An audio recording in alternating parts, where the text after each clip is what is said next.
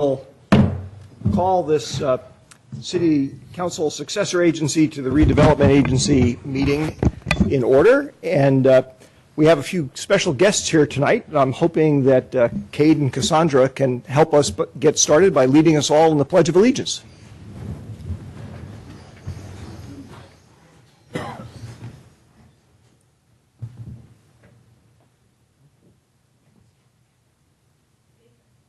Pledge allegiance to the flag of the United States of America and to the republic for which it stands, one nation, under God, indivisible, with liberty and justice for all.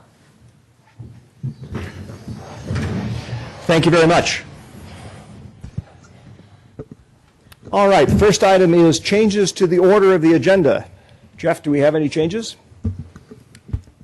Yes, we do this evening, Mr. Mayor. We'd like to pull item 6G off of the consent calendar and move it to the new business calendar. And I think, do we have consultants here this evening, or is it just staff presentation? Okay, so we can take it anywhere on new business at the mayor's discretion. Very good, thank you. And I'm glad to see we finally had an item under changes to the order of the agenda. It's been a long time. Next item is council communications and announcements. Cameron. Thank you, Mr. Mayor. I only have one this time. I'm the liaison to San Carlos Green, and I attended the monthly San Carlos Green meeting where we had a good conversation, mostly focused on ways to implement the city's climate action plan, and there were some good suggestions that were brought forth on potential win-wins where we can get both an energy efficiency reduction and a cost savings at the same time, and I'll be following up with staff about that. We also talked about the drought and some potential ideas for water conservation in the city. Thanks. Thank you, Cameron. Matt? I have one item that keeps coming up, and it has to do with a fella, Mr. Miller, Dan Miller, who would like us to hear him out on the issue with the trees. And just for a little background on this, he contacted me, I think it was back in September of last year, thereabouts, asked me to come out and take a look at what the situation was with the trees that were planted by the city between the sidewalk and his, in the planter strip between the curb and the sidewalk in front of his house. And indeed, the trees are lifting up the sidewalk, have ruined it, and also have, he claims, sucked up all the water that he gives to his yard and ruined his yard and caused some other problems. He'd like to see them taken out. So I listened to what he had to say. I went and talked to city staff about it, and thought when I met with the city manager that there was going to be some type of help that could be given to this fella. It turned out that wasn't the case, and then of course I decided to try and bring it to the dais and have it, and so I talked to one council member. I ended up talking to the mayor. He went out and met with Mr. Miller as well. And it just appears to him that he's not going to get any resolution. He would like, and so he sent me an email recently with all this accounting of what's going on, and he asked if he could speak with Cameron, because he's a new council member, and with Mr. Grisilli. And I wrote him back and I said that's impossible for me to set up because I've already played my card, if you will, according to the Brown Act, by talking to Mayor Olberg. But I told him I would give it one more shot in terms of if he wants to be able to have his case presented to the whole council, then what I'm asking is that we give him some time on the agenda at a future meeting to essentially appeal, I guess, what is the decision of the city manager, and to lay his case before us and talk about his specific issue.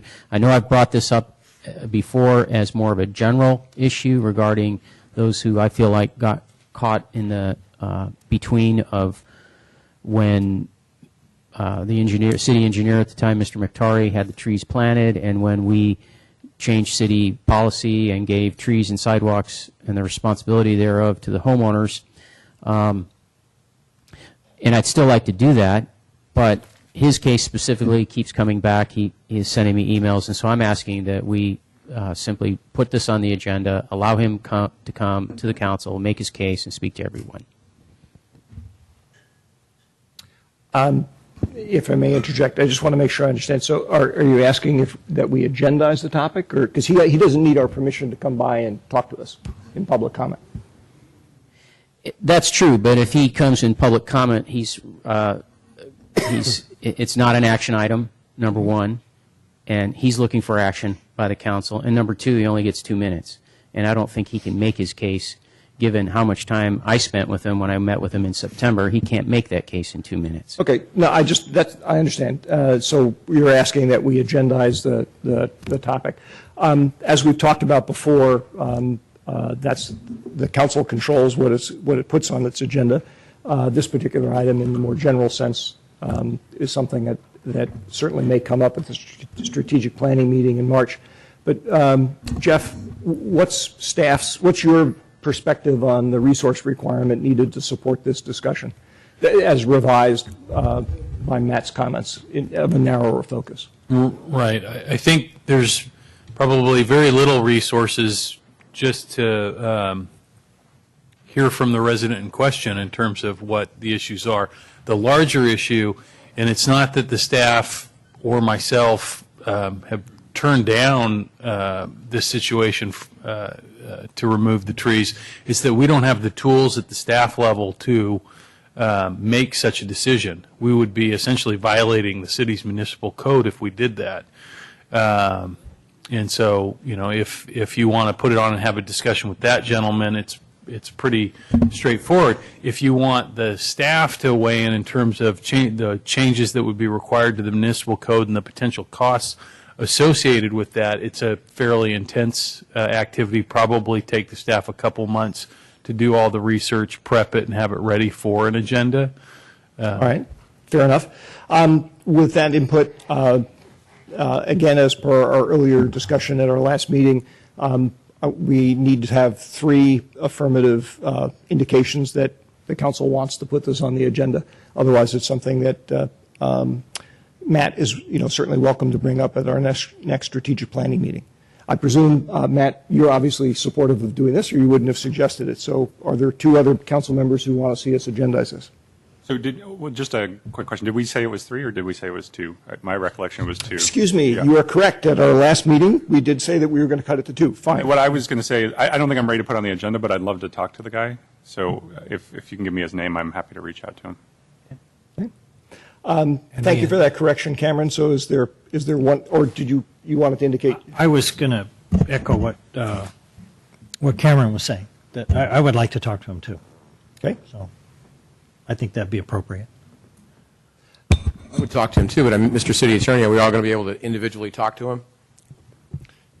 You can individually talk with the gentleman. You just I don't advise more than one of you going at a time. Right.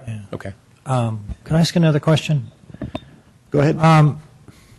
Matt used the term appeal, and I'm not sure I'm necessarily opposed to the idea. I just wonder, since we have rules about officially how we regard what an appeal is, how would we address that if this is an agendized item? Are we actually hearing an appeal that doesn't conform with our normal procedures? I wouldn't consider it an appeal. I'd consider it an item for consideration. An appeal would come from someone who applied for a tree removal permit. In this case, in my opinion, we don't have such a permit that's been applied for. Mm-hmm. Although we do have an informal request to remove the trees, it's just not our process is a permit process to remove a tree. So I think that's where I would say if we had a permit that was pending, it was denied, and then it worked through our ordinance 1.25 up to the council in that manner. So this would be agendized potentially as a request? It'd be a request, and I think the city manager is correct that it's. We'll talk about how to agendize it, but it could be that it's outside of our ordinance procedure because we do have an ordinance that talks about tree removal. Okay. I think the first thing is, if I'm correct, I haven't heard anybody else say that they would like to agendize it at this point in time. People have indicated they would like the contact information to talk to Mr. Miller. So perhaps, Jeff, you can make sure that everybody has that. And we can revisit this at a future meeting. Matt, did you have anything else? No, I don't. That's it. Thanks. Okay. Bob? Mr. Mayor, thank you. I think the only meeting that I went to in the last 2 weeks was our, formerly the South Bayside System Authority, which is now the Silicon Valley Clean Water. We changed the name, and that's basically our sewer plant down at Redwood Shores that we share with Redwood City, Belmont, and Menlo Park, Atherton, et cetera. We're still in the midst and the throes of putting in new pipes and a big 48-inch pipe near Bear Island and so on, and proceeding along, nothing really out of the ordinary.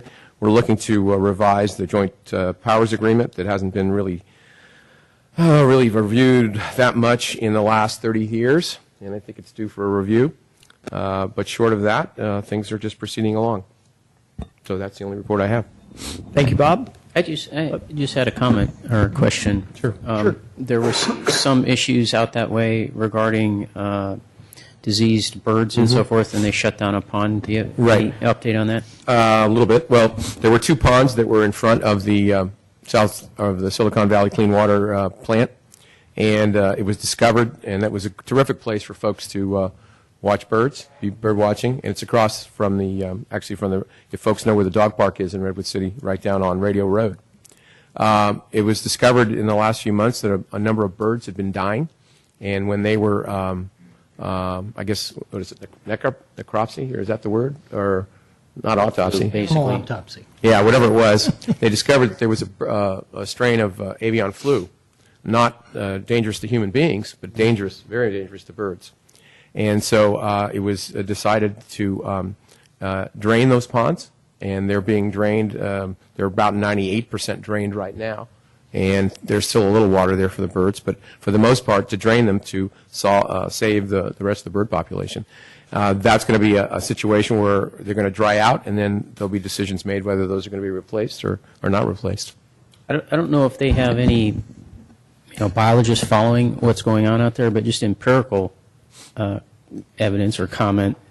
I do a fair amount of running and biking out there, and it appears as though those bird populations, because the ponds have been drained, have simply moved to other locations around that area, which could or could not be healthy for them, a good thing. I don't know. Yeah, that's what it appears, but I just wonder if they have anybody following up on what's going on. That, I think, would be out of the purview of Silicon their- Valley Clean yeah. Water. That would be Right. more of a state fish and game situation, which Right. I would assume they're monitoring. Yeah. Because Okay. it was pretty deadly down with those birds down there. Sure. Okay. All right. Thanks, Bob.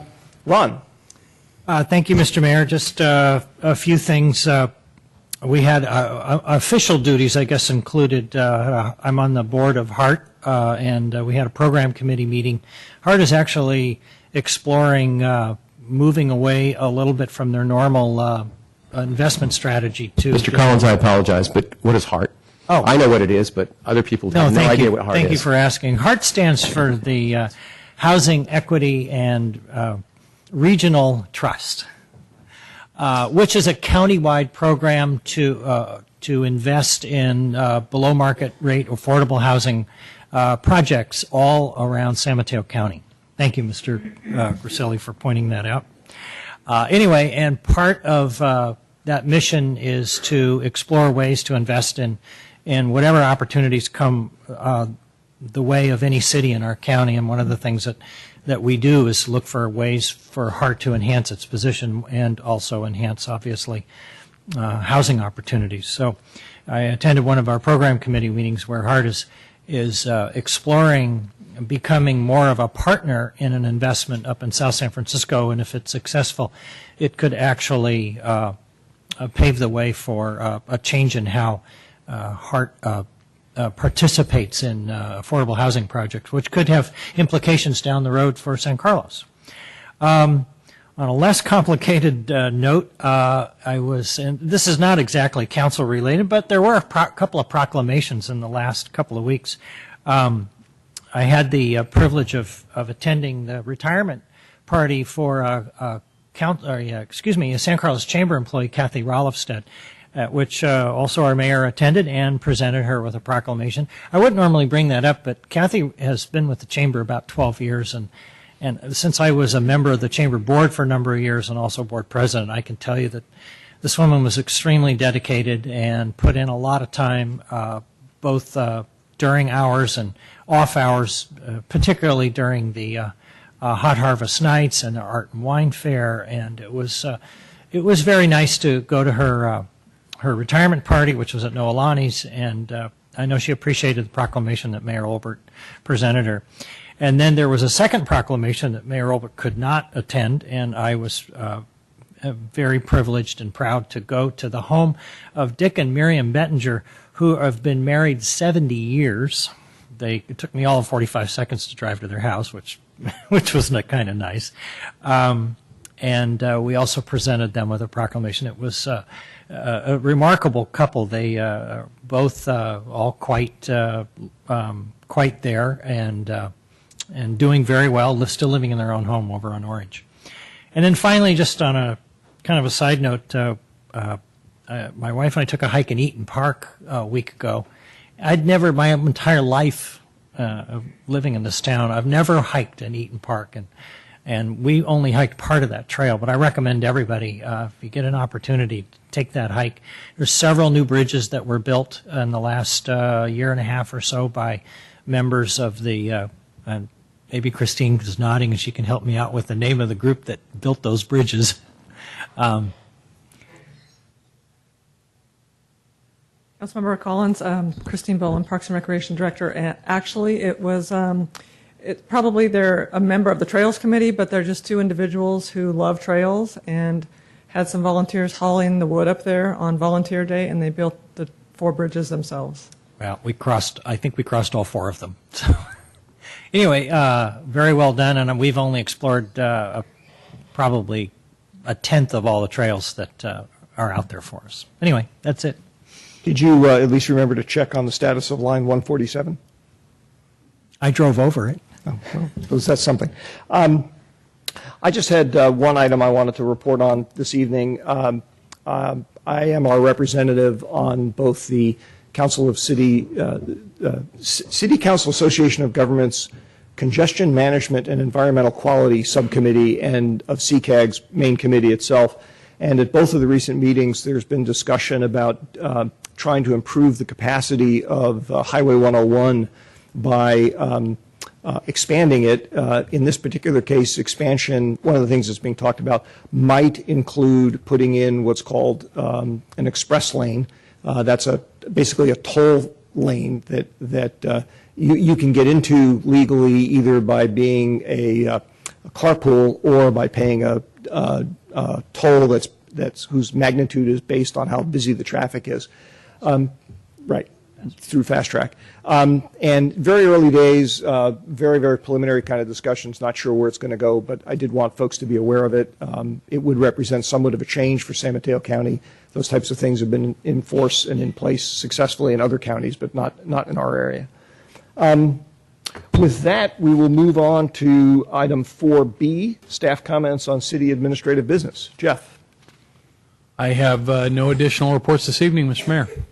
Nothing happened in the city? Nothing to report on. Oh, okay. You're right. That's different. Thank you, Crystal. Next item is public comment. Let's see if I have any. I think all of these slips are for a particular item, so we will not deal with them in general public comment. Persons wishing to address the council on topics not on the agenda are welcome to do so at this point. We ask that you fill out a speaker card.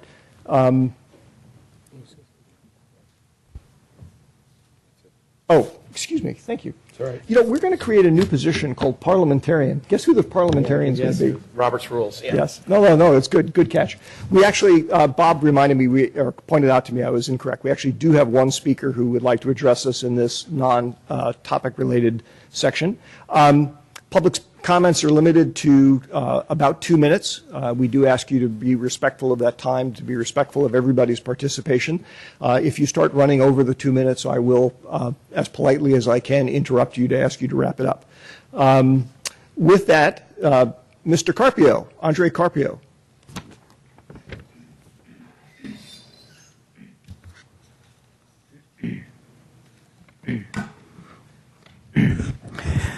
Good evening, ladies and gentlemen. My name is André Carpio. I come from Emeryville, and I want to mention first that the hearing assisting device sounds like if the diaphragm in a speaker is loose from the mounting. So it's very difficult to understand what was being said, especially if you don't speak in front of the microphone.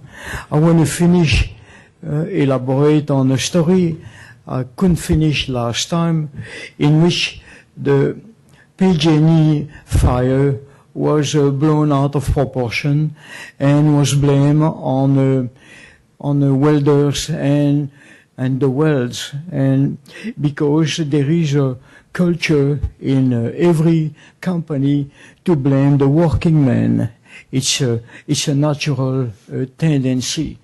And because of that guilt, that presumption of guilt, then the working man is being blamed for the fire, the weld and the welders. Well, when I made my own investigation, I found something else. What is that? Before the line rupture, there has been a utility company, Hardy and Tatsi of San Francisco, who did excavate underneath the pipeline. And in doing so, they failed to cover the trench they made. And because of that, there was a void underneath the pipe. And as you know, in engineering, a pipe is not made like a bridge. And on plus of that, the pipe is on the bottom of a valley, and with the traffic pounding on the ground there, then it pushes on the pipe, and since you know the engineering of a pipe, the 2 points exposed to the tension are always on top and on the bottom. So the weld has to break, and at this point, it doesn't matter if the pipe was new or old.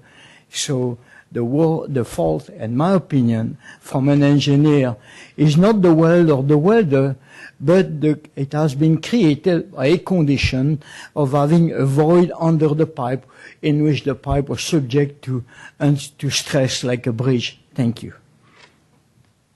Thank you, Mr. Carpio. And as I mentioned earlier, I don't have any other general speaker cards. If there's anybody else wishing to address us, apparently not. All right. We will move on to item 6, which is approval of the consent calendar. These are items that are normally approved en masse by the council without discussion, although any council member or staff member can request that an item be pulled for specific discussion. We've already had staff ask that we pull off item 6G. Are there any other items that my colleagues would like to pull off the consent calendar? If not, I will entertain a motion for items 6A through F and H. Mr. Mayor, I make a motion to approve on the consent calendar items 6A, B, C, D, E, F, and H. Second. All right, we have a motion and a second. Roll call, please. Councilmember Collins? Yes. Councilmember Grisilli? Yes. Councilmember Grocott? Yes. Councilmember Johnson? Yes. Mayor Obert? Yes. Okay, we will move on to item 7. We will deal with the pulled item under new business later. Item 7A is discussing the Transportation and Circulation Commission recommendations on developing the pedestrian master plan. Good evening, Jay.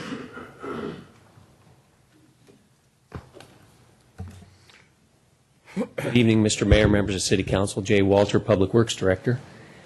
And tonight, report to council as it relates to the development of a pedestrian master plan. And one of the things that was the result of our,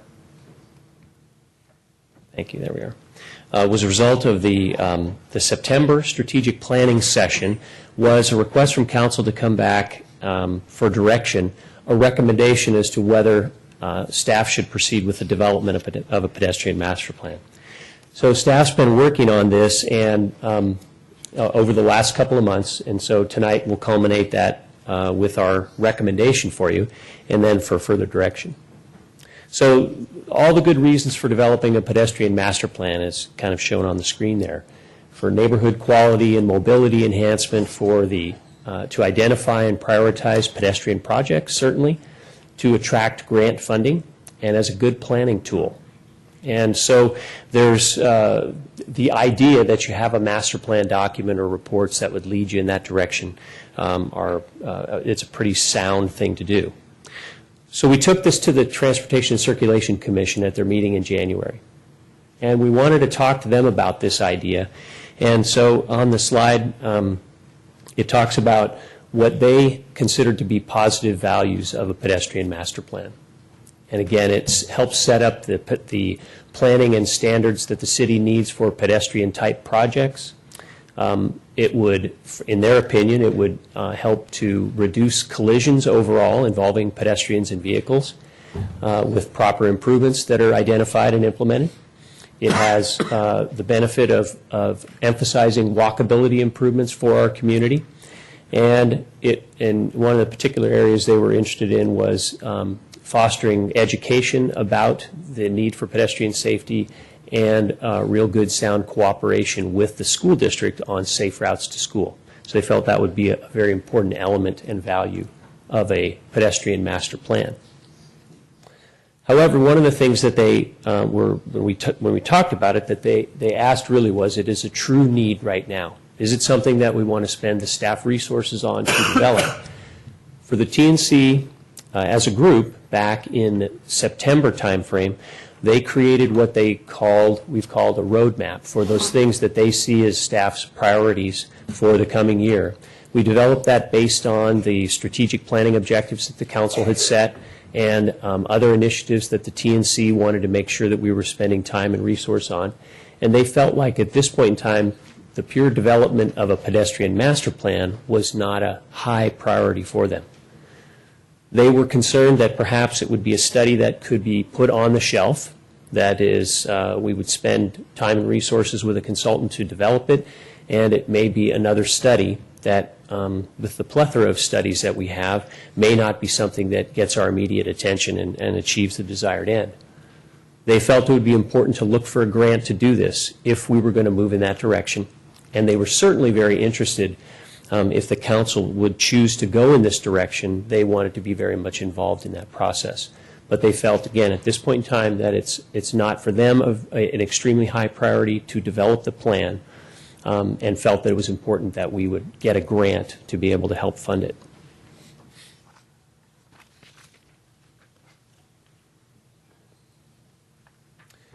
So one of the things that I wanted to bring to the council's attention, at least at this point in time, are the current resources that we have available that have already been written, that have been prepared, that deal with pedestrian issues and the subject of pedestrians in our city. Certainly in our general plan, the circulation and scenic highway element, there are policies, and I just brought that with me just to kind of as the idea that we have that in writing, but policies that require us to look for adequate pedestrian and bicycle facility planning as viable transportation alternatives within the city. Also, a policy to provide for safe walking and bicycle riding for transportation and recreation. A policy to support an interconnected system of pedestrian ways, paths, and transit routes within the city and between adjacent communities. And also a policy to support traffic controls that recognize bicycle and pedestrian right-of-way. So our circulation element of the general plan does have a number of measures that would lead us towards pedestrian safety and pedestrian improvements as we consider development projects and other CIP projects going forward. And I think that's an important building block in the planning part of having pedestrian facilities that are emphasized and maximized in our community. Another document is the City of San Carlos Climate Action Plan. And this was done fairly recently. And in the transportation and land use section, there are provisions to actively promote walking and biking as safe modes of local travel, particularly for children attending local schools. Greenhouse gas reduction and other energy savings are associated with those activities, and also to create travel routes that ensure destinations can be reached conveniently by public transit, bicycling, or walking.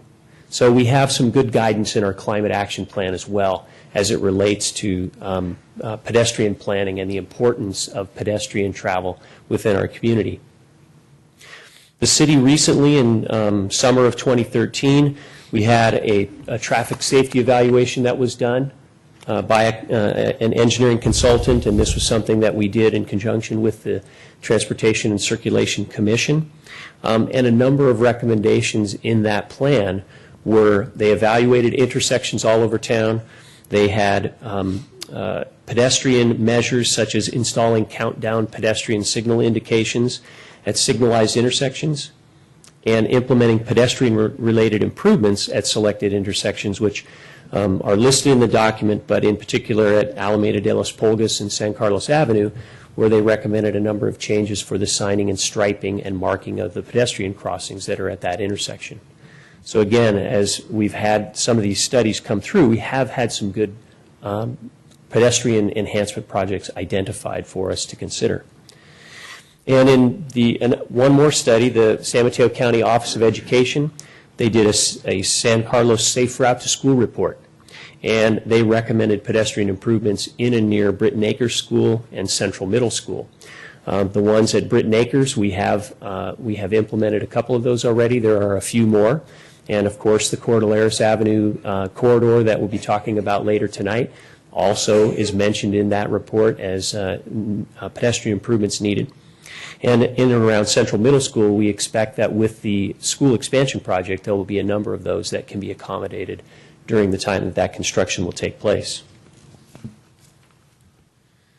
And the San Mateo County Comprehensive Bicycle and Pedestrian Plan, which was prepared in 2011, it identified 8 pedestrian focus areas in the county, San Carlos being one of those areas, that include downtown areas, the El Camino corridor, where there are major pedestrian barriers that are in place, such as the railroad tracks or the freeway, Highway 101, and safe routes to school for pedestrian and bicycle improvements. So some study done there identifying areas of focus and ways that we can improve our pedestrian passageways. They did a needs analysis and studied pedestrian demand. So that's good information that's available to us in an already done study. And then the last one that I'll let you know of is back in 2010, there was a pedestrian safety assessment that was done here for the city of San Carlos.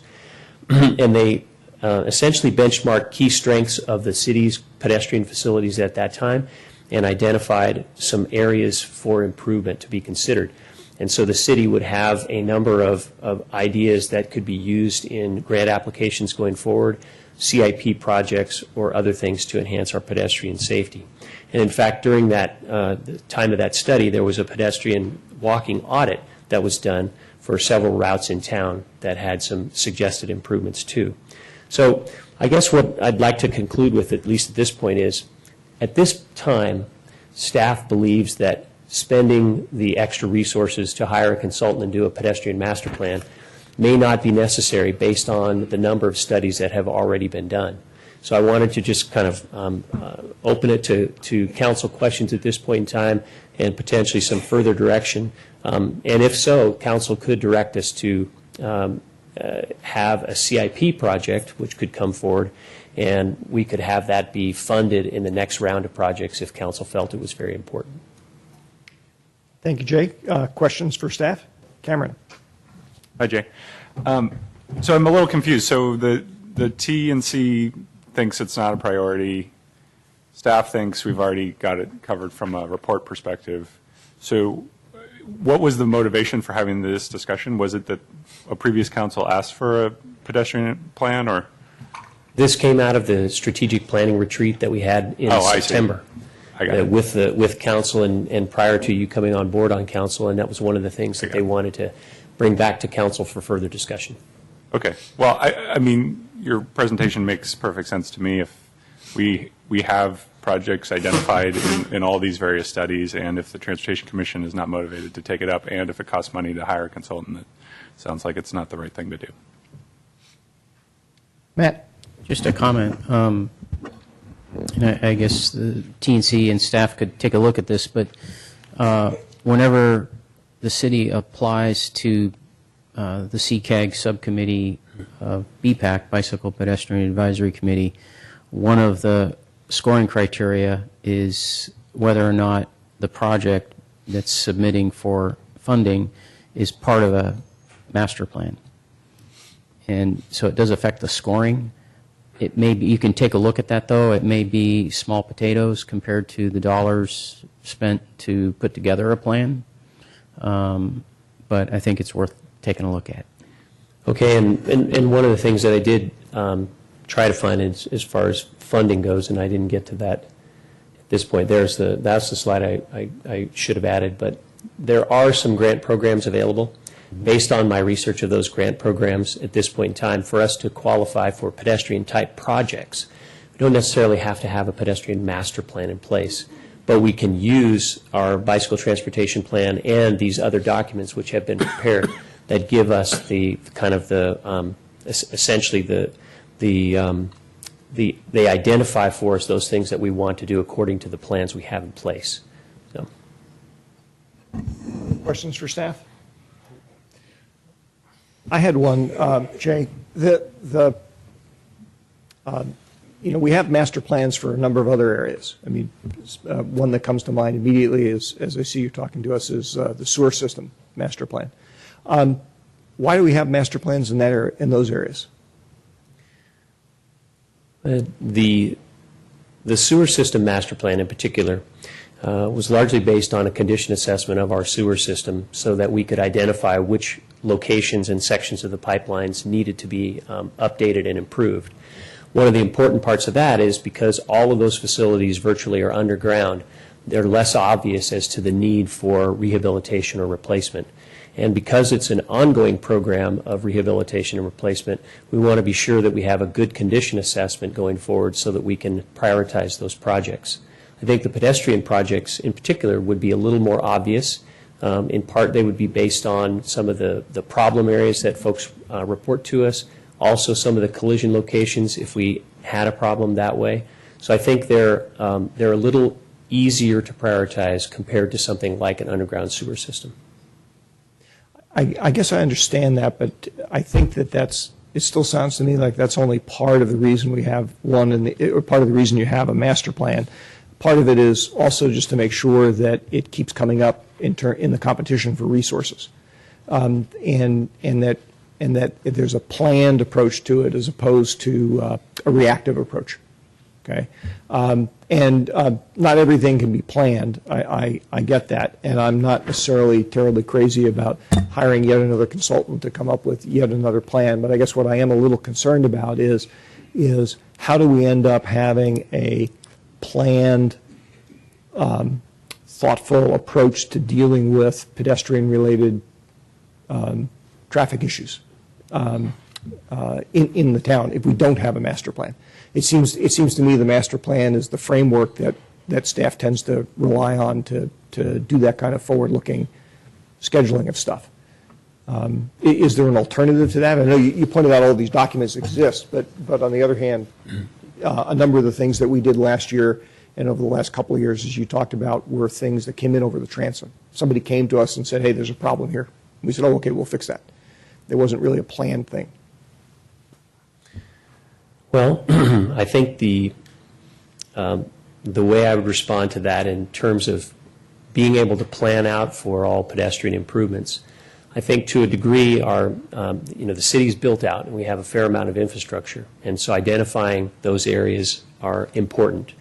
I do think that we've had enough of the studies to indicate to us where some of our problem areas are, so that as we would need to prioritize the funding that can be made available, I think we have some good information already.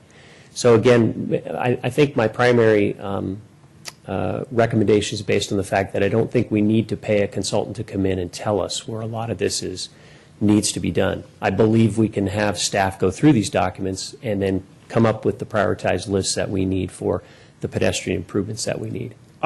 Actually, that last element, I would be very happy to see us do that. I mean, that's kind of my point about, I don't necessarily want to hire another consultant to go through and do it, but I also don't want the reports to just sit around to not compete for the scarce resources. Any other comments or questions?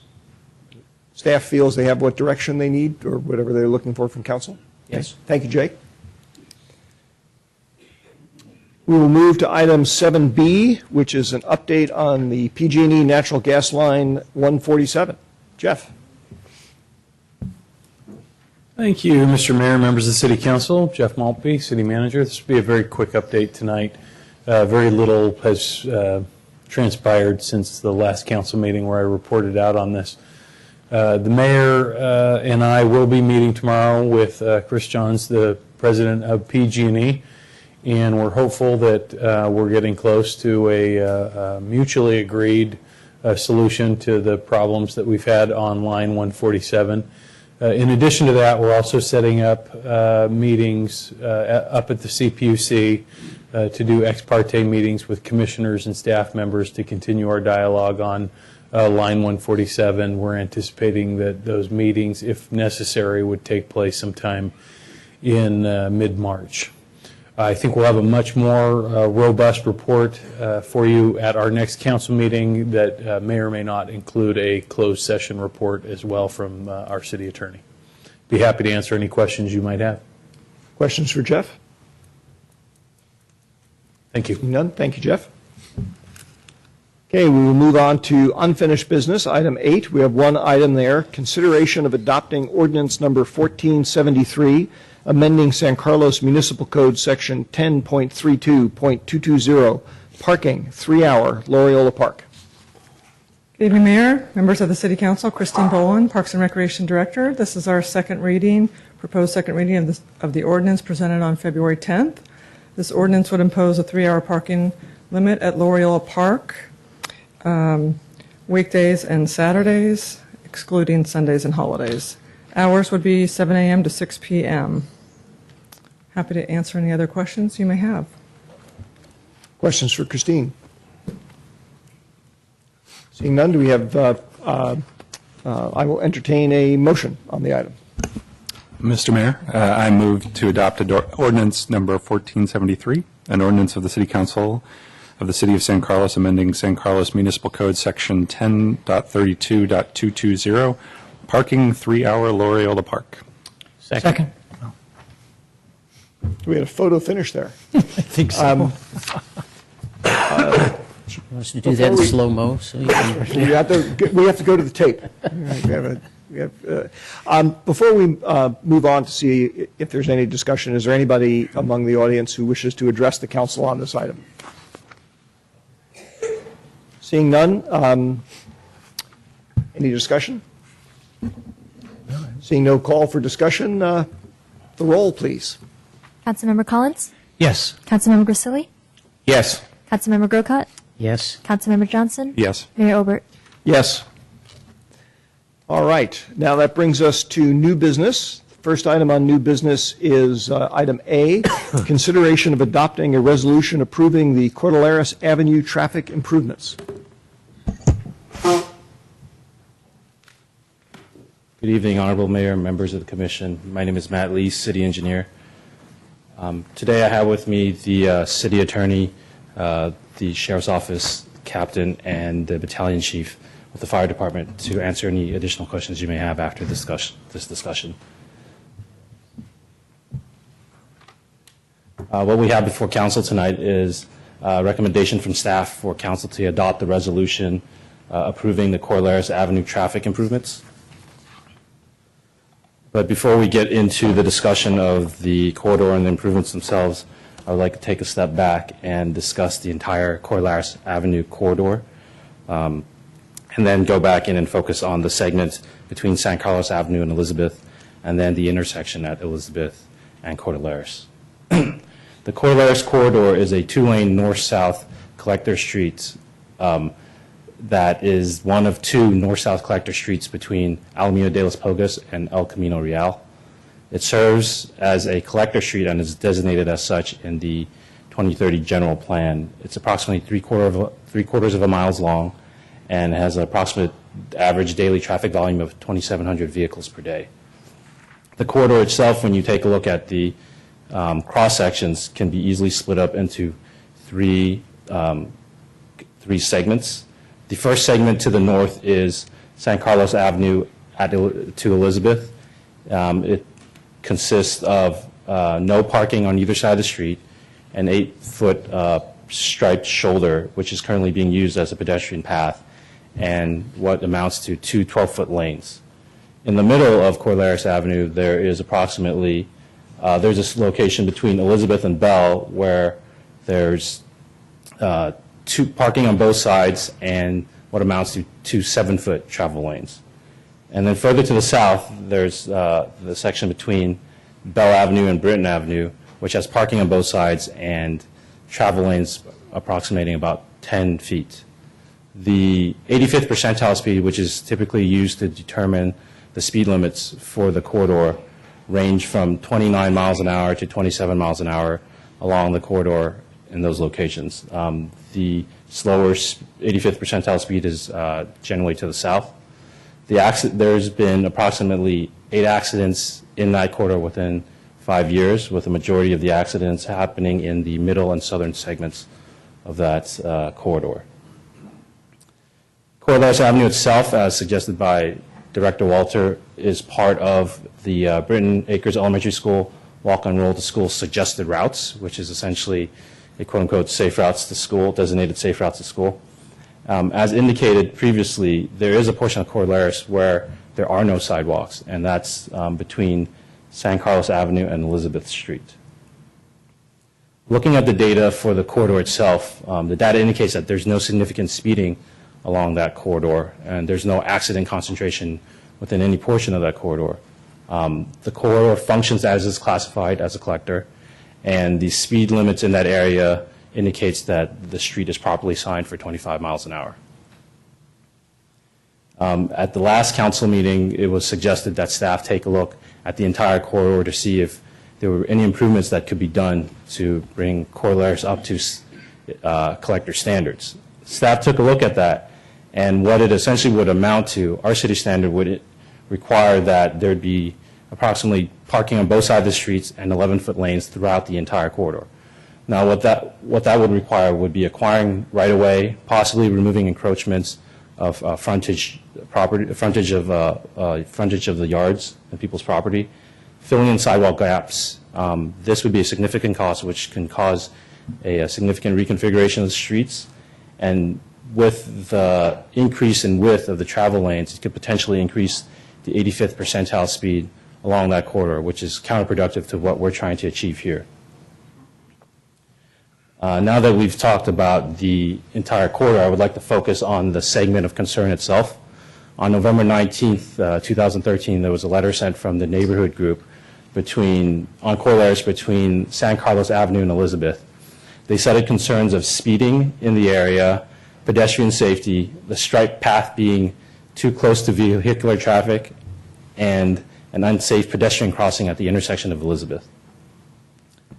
The segment data seem to indicate a majority of the items that we initially mentioned, but when looking at the data itself, the average speed along that corridor in that segment is 22 miles per hour. Out of the 12,000 vehicles that were logged during the traffic count, approximately 60 of them were speeding over 35 miles an hour. If you equate that to a percentage, that's essentially 0.5% of the vehicles counted were going 10 miles an hour over the posted speed limits. In that segment itself, there's only been one accident in the past 5 years. And in the past, as a traffic calming measure, 2 bulb outs were installed in that segment to reduce the speed at that segment. And as indicated in the past, there's no sidewalk there. It's just a striped shoulder. As for the segment analysis for that particular segment, although there's no speeding along the corridor, staff felt that traffic calming was still desired in this location, mainly due to the fact that there is an unprotected sidewalk at that location, and it is a designated walk and roll to school route by the school district. One of staff's main goals for traffic calming is to reduce the speeds that would be acceptable to the neighborhood, but not to a point where it would be a restriction, where it would divert traffic onto other streets, or not to be inconsistent with the desired function of that street. As for the concepts that the staff came up with for the corridor itself, we came up with two. The first one is a speed hump.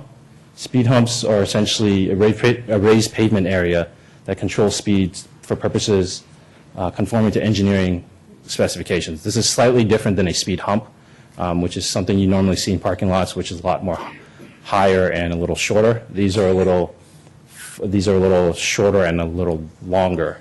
And what that does is it does not require the vehicles to completely slow down to get over those bumps comfortably, but it will require them to slow down to a specific speed that would be acceptable for the posted speed limits.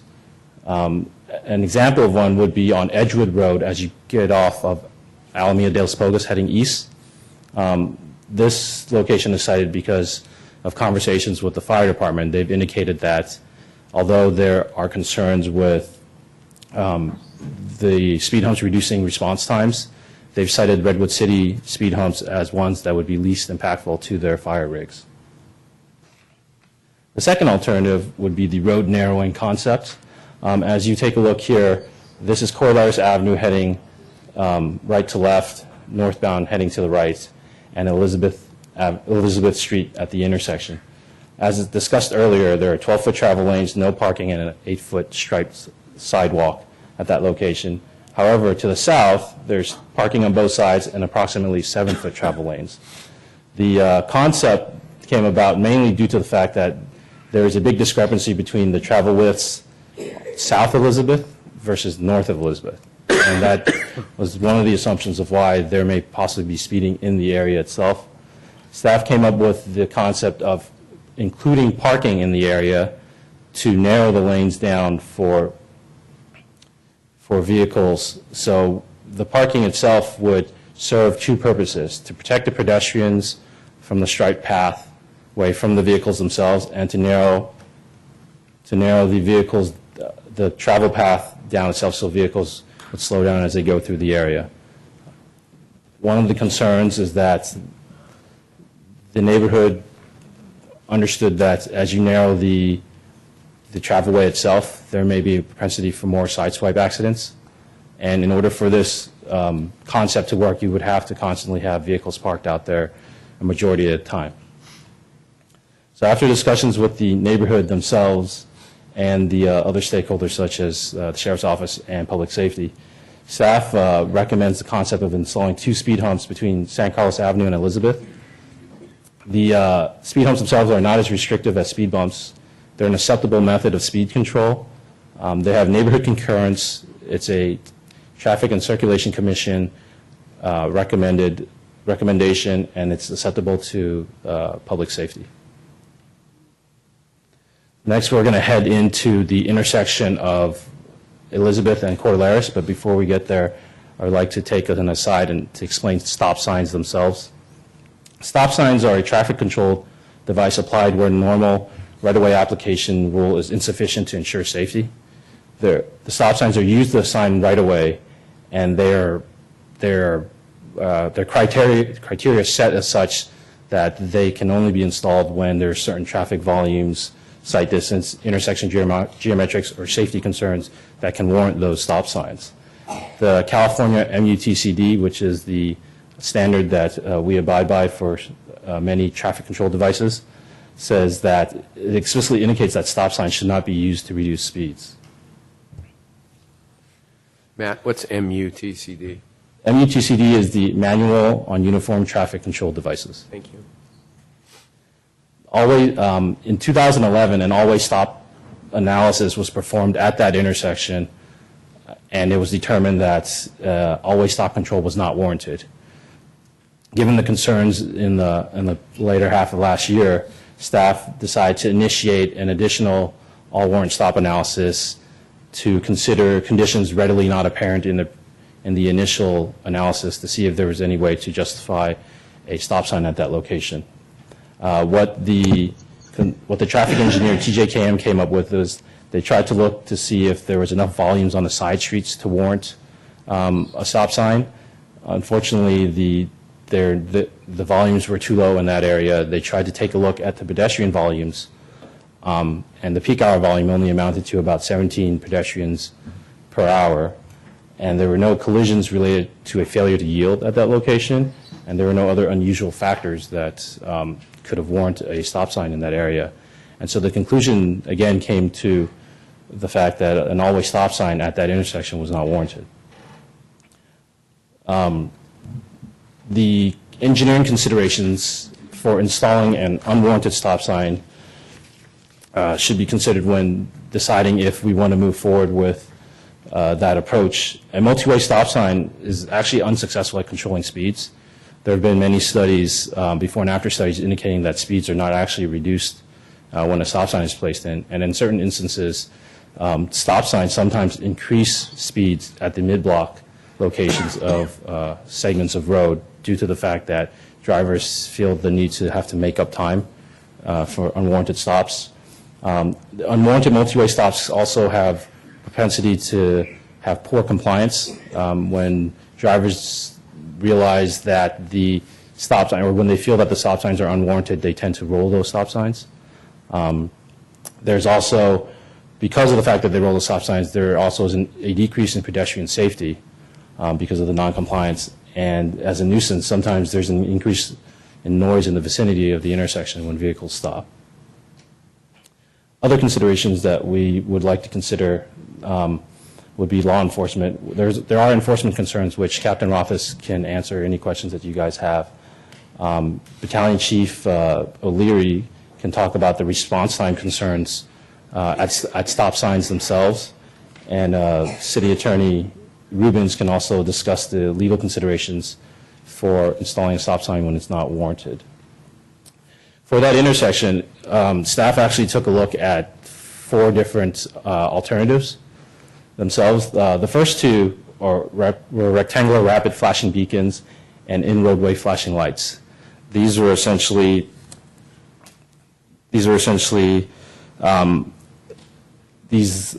items that can be used to notify drivers that pedestrians were actually in the crosswalk area using a visual cue. The staff would like to reserve these instances for when pedestrian volumes are actually high enough to be utilized in this area, as to not dilute these types of traffic calming measures throughout the city.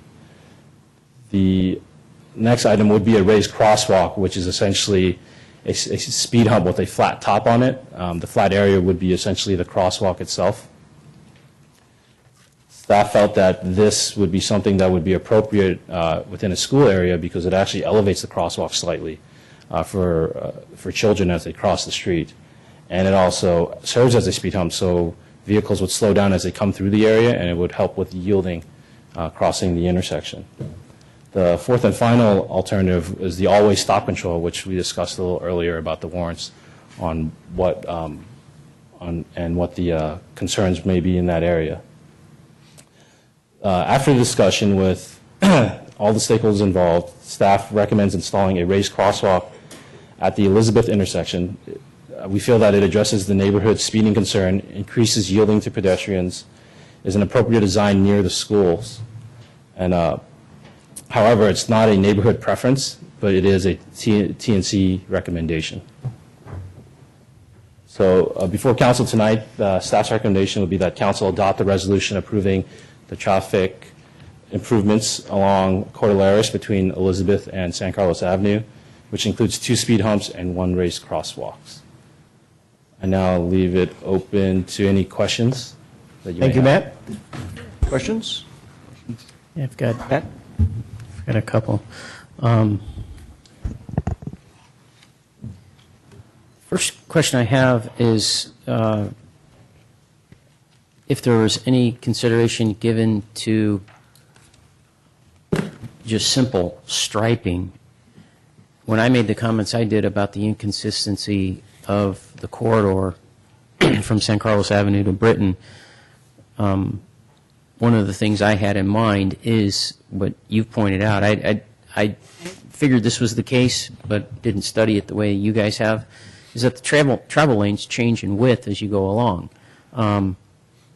So was there any consideration to just simply adding some striping like you see along roadways, either in, I guess what would be appropriate would be a white stripe, just to give a consistent corridor with that the cars travel from one end to the other?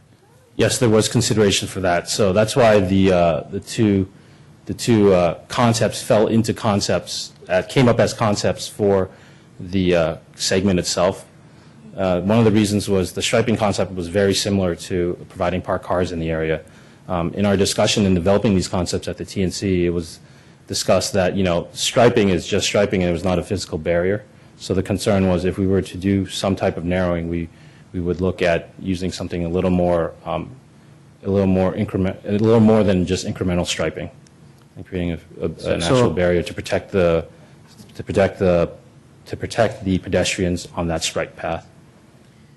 A follow-up on that, then, when the discussion was taking place about striping versus, I guess, what you came up with was parking, and even with the speed hump issue, I know there's a couple of people on there, Margaret Pye being one, who's usually pretty aware of cycling issues.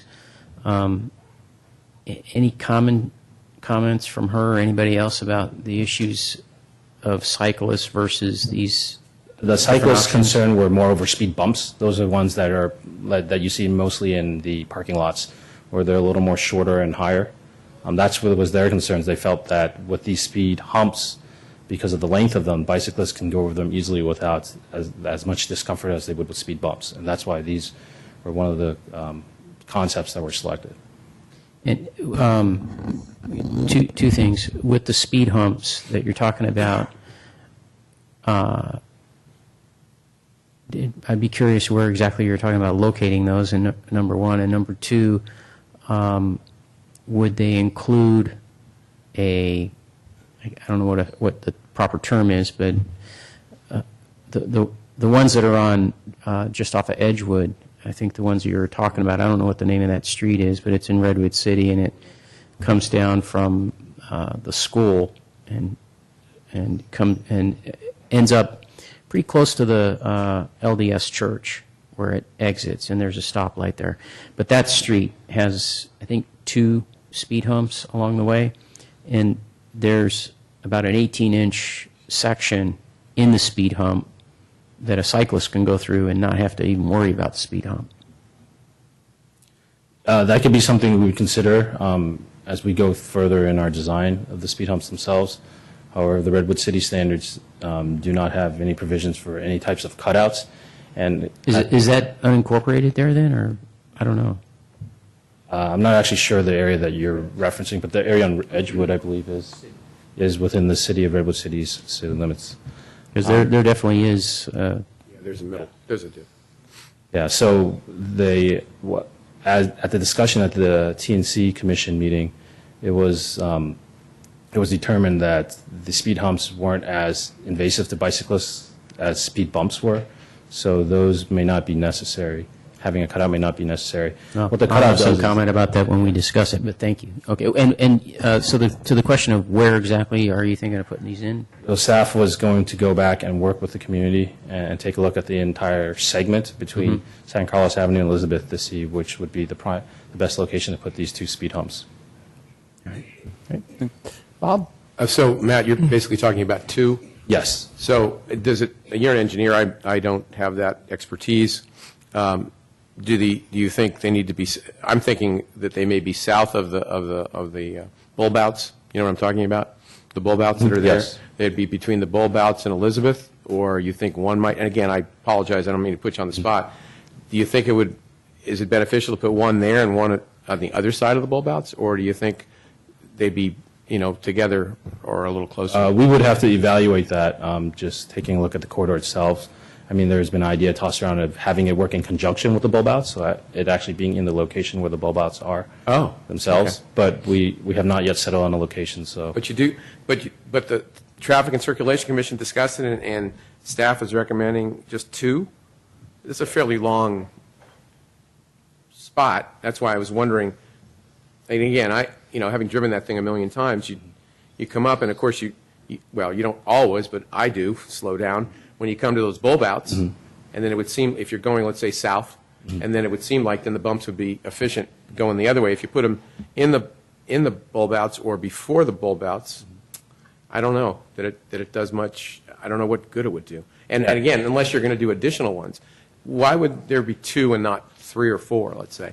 Because I've been on streets like the one Matt talks about in Redwood City. They have more than 2.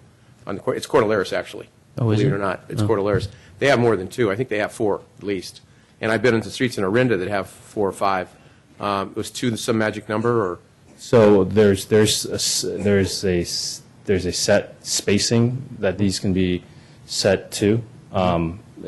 As for other jurisdictions, I can't really speak to those, but what we're trying to avoid, again, is to restrict Cordilleras to such a point that it would divert traffic onto other streets because it's functioning as a That's a reasonable collector. thought. And So you might want to make the humps there, but not necessarily so many people are going to go, I'm not driving that street, I'm going off on other streets, and then we have issues in others. Understood. Our goal is to reduce the speeds to a point where it would be comfortable for the neighborhood. Again, I'm not an engineer, but it would seem to me, and again, this is just intuitive, and I may be wrong because I'm not an engineer, that maybe south of the bulbs might get you most bang for your buck, but I'll let you guys talk about that.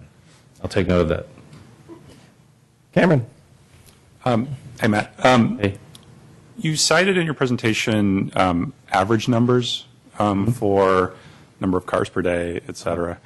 But it seems to me, the concern of the neighborhood is really at peak times. And so I just want to make sure, I was looking at the Warren analysis, and the Warren analysis says that a stop sign is warranted if, excuse me, if traffic exceeds 300 vehicles per hour. Is that right? Yes, for one of the warrants, yes. For an 8-hour period. Yeah. And then it says, well, there was one peak hour from 7 a.m. to 8 a.m. of 336 vehicles per hour. So during the time at which we see the most pedestrian traffic and where the concentration of the concern is, that indeed exceeds the threshold for a stop sign. It's just that level of traffic doesn't keep up all day. Is that the best way to think about it? I think the best way to think about it is the threshold is actually for 8 hours. So you would have to look at a day. Just because there's one spike in that instance doesn't mean that criteria is... Even if that's the time when, all the kids are walking to school and when there's the major concern, that's not really taken into account. I think the installation of a stop sign itself, because the stop sign is a permanent installation traffic control device, they want to make sure that it's warranted for a majority of the time in that location. That's why there's the 8-hour. For instances where there's this spike, like you're suggesting, around school times, the thought process is to probably utilize traffic calming devices to accommodate it for those peak hours. Something that could be along the lines of whether it's a crossing guard or some other traffic calming measure. And then the other thing I wanted to ask about the Warren analysis, and I think you mentioned it in your presentation, which is said there was observation, there was only 17 pedestrians per hour. Now, presumably, if a stop sign was put in place, there would be many more pedestrians who would feel safe enough to cross. Is that sort of taken into account what the potential demand is for that intersection versus, people who are, looking at alternate roundabout routes because they're worried about, potentially getting in the mix of traffic? I think these standards have, before they get put in the MUTCD, they kind of work their way through the profession, and there's many discussions on it. My assumption would be that it already is taken into account. That's why they have these set criteria. So there's not to say if the stop sign is there, it wouldn't be utilized more, but it wouldn't be utilized to a point where it would all of a sudden justify that criteria. Okay. And then one last question. I know there was a lot of discussion about speed and that stop signs aren't a good mechanism to reduce speed. I think the concern, as I've heard it articulated from the neighborhood and from the parents in that area, is not speed per se on long stretches of Cordilleras. It's more the danger of the transit of that particular intersection. And the question I have is, maybe speed humps are a good way to get people down from 29 miles an hour to 21 miles an hour or something. But how do you think about the safety of an intersection? And shouldn't we believe that having a stop sign where drivers come to a full stop is the safest way to protect people when they're crossing an intersection? I would say that, yes, that would be the case. However, at unwarranted stop signs, sometimes they do not stop or they roll the stop sign. I believe that the safety at that intersection was actually looked at in the always stop warrant analysis. They looked at the volumes. There were no real accident concentrations in the area. I think there was only one accident along the segment itself, and there was really no accidents due to yielding at that location, at that intersection. So if we're looking at safety from an engineering perspective, it was not deemed an issue. Okay. Thanks. Ron? Thank you, He's Mr. scribbling away, so I figure you must have a few. I have a few. Thank you, Matt. Nice presentation. A lot more detail than I expected, but a lot of good detail. So I noticed that you've got a couple recommendations with the raising the sidewalks and putting the speed humps, but Raising the crosswalk. excuse me, it's crosswalk. One of the Not things gonna that kind of jumped out Not going to raise the sidewalk.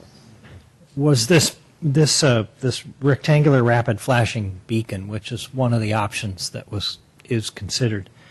And I think you said something about the staff wanted to wait until there maybe was an increase in traffic for that. Was that your comment? Yeah, so what we usually try to do is the more these rectangular rapid flashing beacons are highly effective because of the fact that they're not utilized as much, and they're utilized at strategic locations. And they're effective in the sense that people don't go through, they're not just diluted throughout town. And so what staff tries to do with these devices is try to reserve them for locations where there is a high enough pedestrian volume for them. An example would be for the in-road crosswalks going along San Carlos Avenue at Arundel School, where people are crossing those locations. And so at this area, staff felt that the raised crosswalk would be a good incremental approach at this time to put it at that location. And rapid flashing beacon could be explored later if there was still a concern after that traffic calming measure was installed.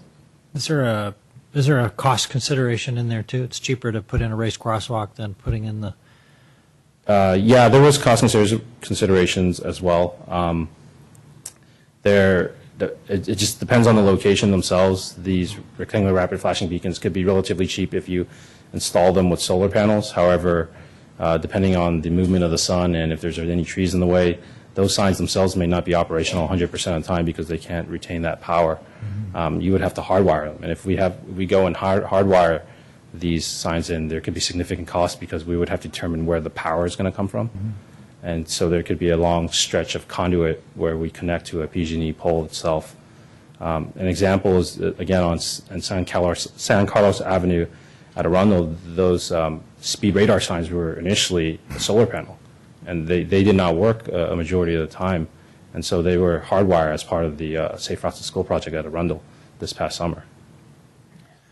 Okay. Well, I guess the thing that kind of jumped out at me was that in this multi-way warrant analysis, there was a paragraph that said a study found that going from a no beacon arrangement to a two beacon system mounted on a supplementing warning sign on the right side of the road, rock crossing increased yielding from 18% to 81%. That's a pretty big number. And it just seems to me that if one device has that much of an effect, that it's something that we ought to take a closer look at.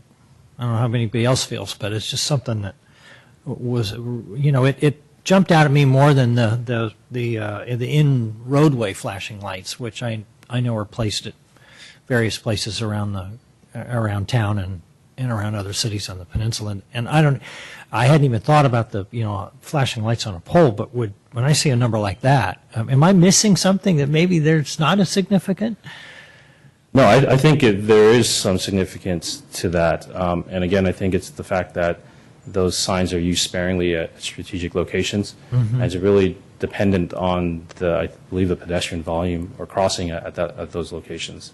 And staff did take a look at it, and the pedestrian volume, the peak hour volume was 17 pedestrians an hour, and that was only on the west leg of Elizabeth, which is, there's already a stop sign there. So even at the peak hour count, the legs crossing Cordilleras don't even have a high enough volume as the ones on Elizabeth. Okay. I had a discussion with a resident over the weekend, and one of the concerns was that, those things flashing could flash into people's living rooms and kitchens and things like Yes, that. that light intrusion is. Are they constructed such that they could be on a timer, that they would only work certain times of the day? Say during only daylight hours, or even more appropriately during school hours? So those devices, I would have to check, but those devices are typically pedestrian actuated. So there's sometimes a push button, or there's ones that are sensors. When you just cross the crosswalk, there's a sensor that feels it, and it just kicks the lights on. That's not to say that there isn't some manufacturer out there that has it so it's set on a specific time of day, but I think typically those devices are meant to just be operational whenever they're actuated by a pedestrian. Okay, and then there was the whole liability issue of putting in a four-way stop sign, and I noticed that it mentions that obviously let me just find it, because there was some language here that said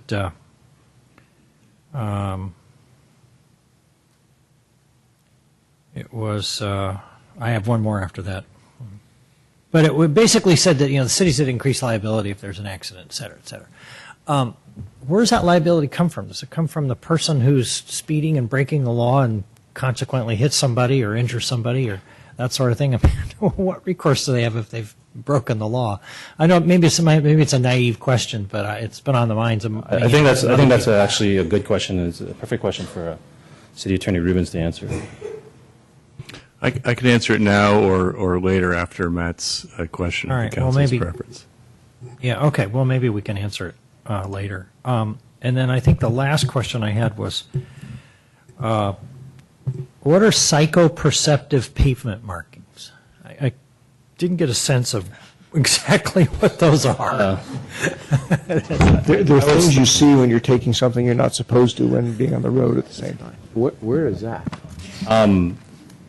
The psychoperceptive pavement markings are something that make you feel like you're possibly traveling faster than you can. So there are certain traffic calming measures where they've indicated that they create horizontal striped lines perpendicular to the path of travel, and they increase or they decrease the distance between them as you approach a certain location. So when you're driving fast, the lines look wider apart, but even though you're driving the same speed, as you get closer, it looks like you're speeding up. And so at that time, it makes it feel like you're going faster, and therefore the theory is that people sometimes may slow down. All right. I think my questions are answered for now. All right. Thank you, Matt, for the presentation. I had a couple I wanted to throw in the mix as well. I'm a little unclear about why we aren't considering including on-street parking on at least one side or the other of that's the northernmost stretch of Cordilleras. I read the response or the summary of responses staff provided from the neighborhood discussions, and I certainly understand the concerns about it would only work if cars are actually parked there, and there's a concern about vehicles being sideswiped and whatnot, all of which are realistic concerns. But on the other hand, I don't really see what the downside to it is. It's almost like follow on to the question that Matt had asked earlier is why not just stripe the street? So why not just stripe the street and arrange it to have parking? And if nobody wants to park there, well, that's fine. But if they do, then we get the benefit of the cars parking there in terms of a calming measure. So one of the downsides is that introducing parking in that location would make the street, would make it substandard itself, because the lanes itself should be 11 feet for a collector, 11 feet wide for a collector. And so although we're not creating that situation, we're just reintroducing parking back, there is a risk involved with going with that narrowing concept. But I thought the middle and southern stretches already were narrowed. Yeah, and that's because they are substandard.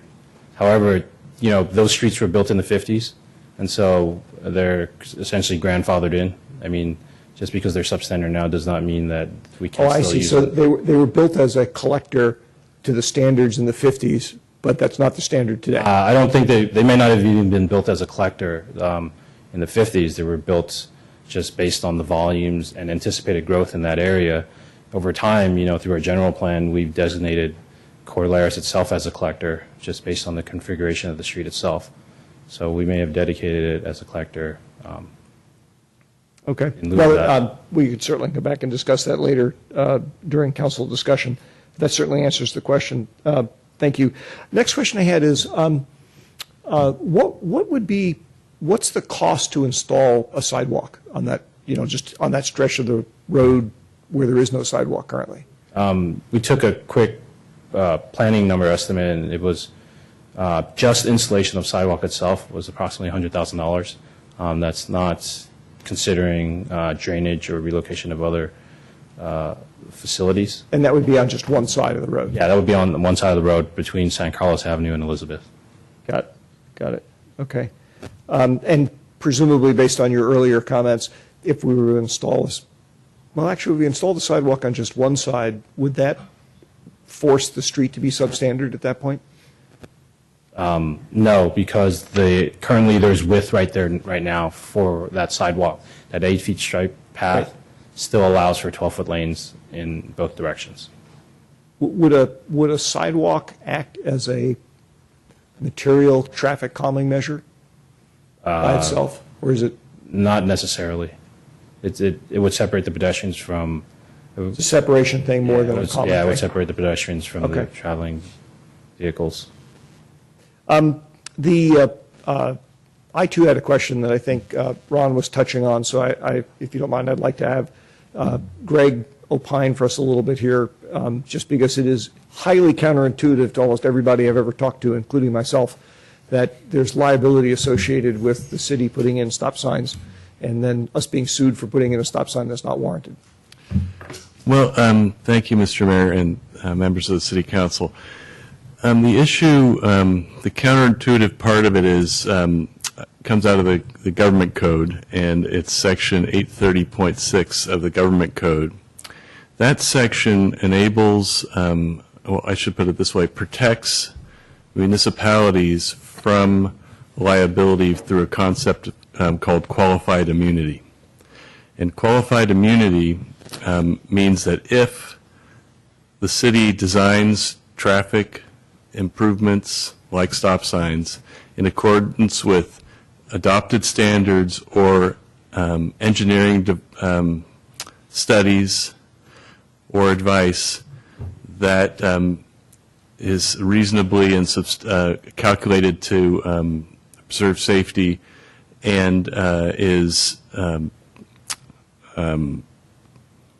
also supported by substantial evidence that comes in the engineering studies, we can get qualified immunity as a public agency.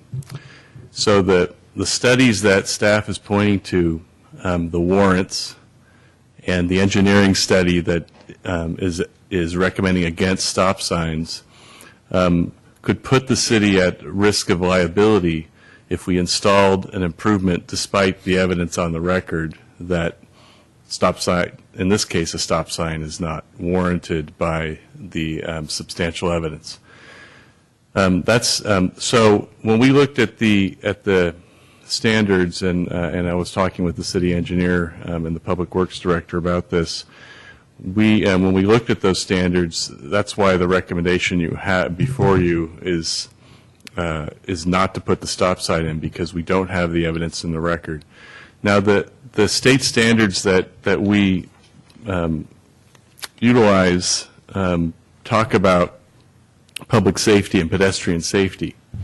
But if you look at the report and its recommendation, it took into account the pedestrian safety issue.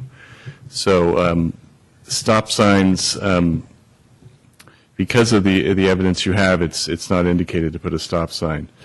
So the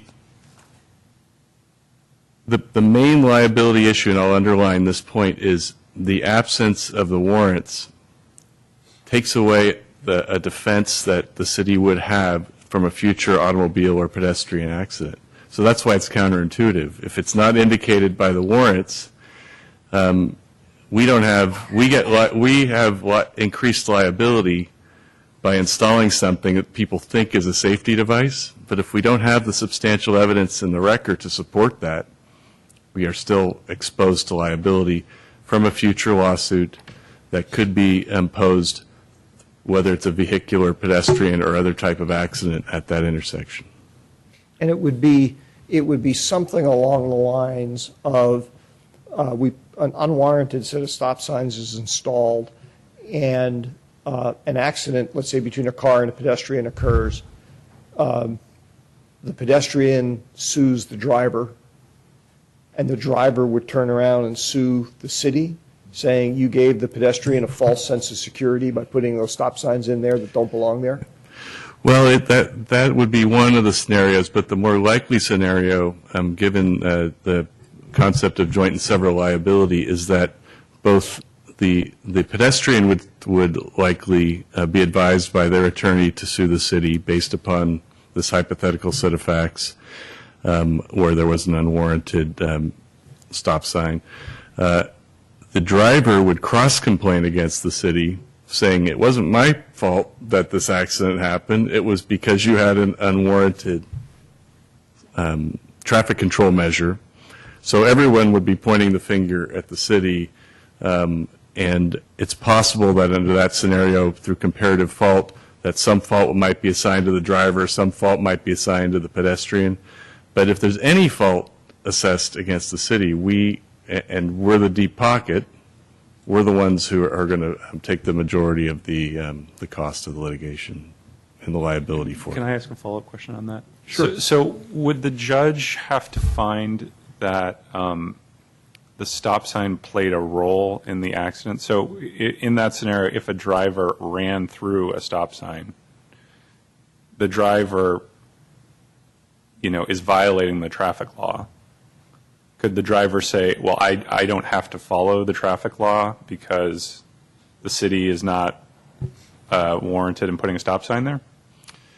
That wouldn't be the analysis. The analysis would be, even if the driver was violating, we'll go with that hypothetical that the driver was violating it, they'd still say, aha, unwarranted traffic control device. So I'm not entirely at fault, I'm partially at fault because of this traffic control device. And the city would lose that qualified immunity that's important from a defense standpoint, because if you used adopted standards or engineering judgment, we can assert that, and that's an absolute bar to liability. Sure. But if we don't do that, we could still defend ourselves by saying there's other factors, the driver was breaking the law, but we'd still be in the case till the end, and a jury could decide whether or not we had even that small percentage of fault in the accident, which could trigger a huge judgment depending on the nature of the injuries. And how would you quantify the risk? Can you give us a sense of the likelihood of that scenario unfolding? Okay. And have we seen examples of it in other communities in the Bay Area, other things? It's, this is I bet you there are several cases like that kind of hypothetical traffic control device fault, hypothetical probably in every county in the Bay Area or the state even. And we had a similar case in San Carlos just last year where we were sued at an intersection off of Old County Road where the plaintiff in the case was injured in an auto accident. He was alleging that we had placed the stop sign limit line too far back from the intersection so that his visibility was impaired. So we were being sued by the driver of the vehicle who caused an accident, who was injured, saying that that intersection wasn't designed properly. Fortunately, it met all the standards for intersections of that type, and so the city had no liability in the case. So it's even happened in here recently, in San Carlos recently, and there have been other cases like it in San Carlos, but not since I've been the city attorney. But so it does happen. It's a real risk. Can I say that that'll ever happen for any particular stop sign in the city? I can't say that, but I'm just providing the city with the city council with the risk of doing something that isn't warranted or supported by expert testimony or expert opinion. Ron, I think you said you had a follow-on question. I didn't relate it to case law, but Cameron asked it, and so it's been answered. Thank you.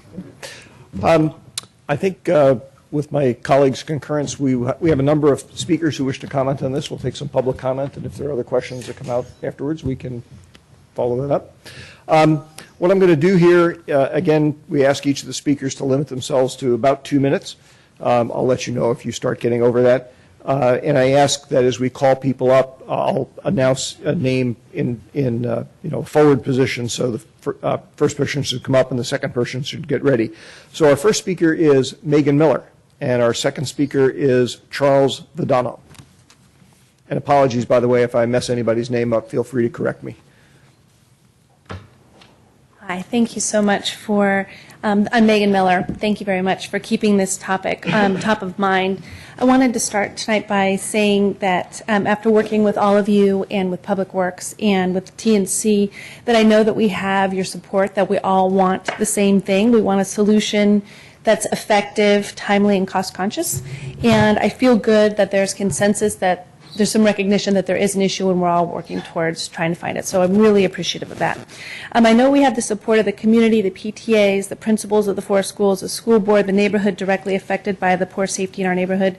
Everybody, all of the stakeholders are on the same page.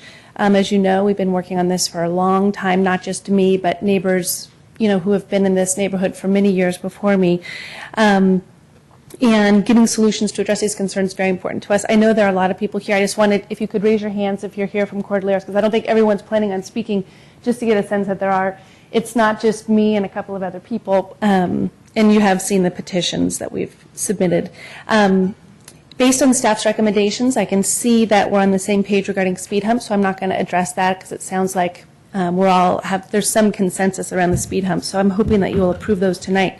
I wanted to quickly address the stop sign versus the raised crosswalk recommendation. The intersection at Elizabeth is not safe. Just this week, as a driver, so I was the driver, not just the pedestrian, I had a hard time seeing pedestrians in the morning. So when you're driving south on Cordilleras, crossing through the intersection Elizabeth as you're going to Bretton Acres or another school in that direction, the combination of the glare just at that exact time when you're going to drop your kids off at school, and all the cars are driving in that direction, the glare of the sun coming up combined with the dew on your windshield and on your car makes it literally impossible to see. Every morning the kids are saying, we gotta, how can we get in the car? I mean, it's very difficult to see the glare. And I just come to a complete stop anyway. There's a stop sign at Bell where Bretton Acres is, and forces you to stop, but we actually are rolling down all the windows and sticking our head outside the thing because you just can't see the people who are trying to cross there at Elizabeth. Just today, I saw a woman who was trying to, she was Megan, with her I just dog. want to let you know that's 2 minutes. 2 minutes? Okay, I'm going to say 3 more things. I won't give that other example. Unless the raised crosswalks are proposed to cover all 4 sides, and I think they're only proposed to cover 1, they do not address our concern. The concern is crossing Elizabeth. And crossing Elizabeth, because of the way that the cars drive down Cordilleras, when you're trying to walk to school along Cordilleras, crossing Elizabeth, that is where the problem is. And the proposed raised crosswalk going across Cordilleras does not solve our problem. So I will stop since I'm over time, but if you have any questions about the proposals, I'd be happy to, because I've spoken to the neighbors at length about all of these things. Thank you, Megan. Thank you. Next speaker is Charles Vidano, and after Charles, we have Jennifer Bay. Hi, my name's Charles Fidano. I'm a resident of San Carlos since 2002. I actually have 6 minutes because Cassie and Kate ceded their time to me. Thank you very much, the children. I'm joking, of course. I live one house from Cordilleras and Elizabeth intersection. I've been supporting the Cordilleras neighborhood group for quite a bit of time. I've spoken in front of the TNC committee. Appreciate the opportunity to present our case to council again. My previous comments focused on the risks of Cordilleras, the concentration of traffic in the morning and the evening, the speed of the traffic, especially along the Cordilleras and Elizabeth corridor, the pedestrian experience. We don't get any trick-or-treaters. Nobody comes down our streets too unsafe. We don't get a lot of walkers. And the driving experience. People are very aggressive on the street because they want to get through there fast. I read the reports prior to this meeting. I was really surprised as Cordilleras being classified as a collector street. An interesting classification given the demographics of the street, the presence of schools, the width of the street, and the residential concentration.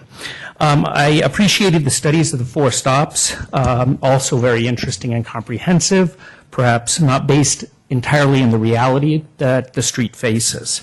This time I'd like to focus on how I, as a parent, address the risks of living on Cordilleras. We have 2 boys, ages 6 and 3.5.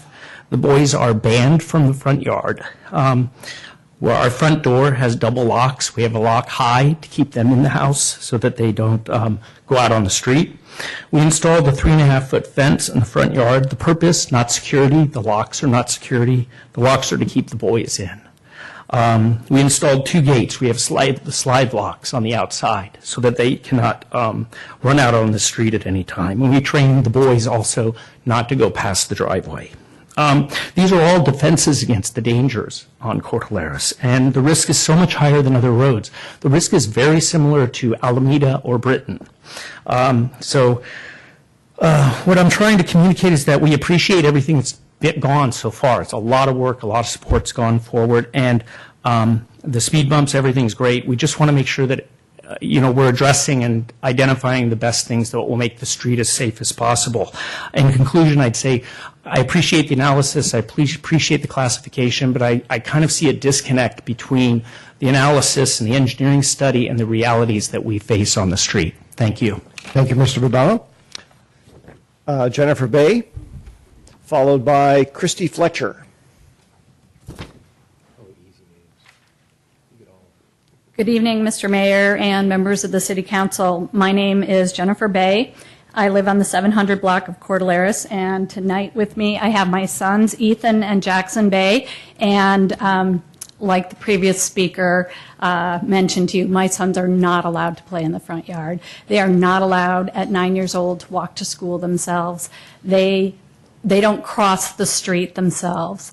And one thing I'd like to point out is that we are forced to cross Cordilleras in the middle of the block.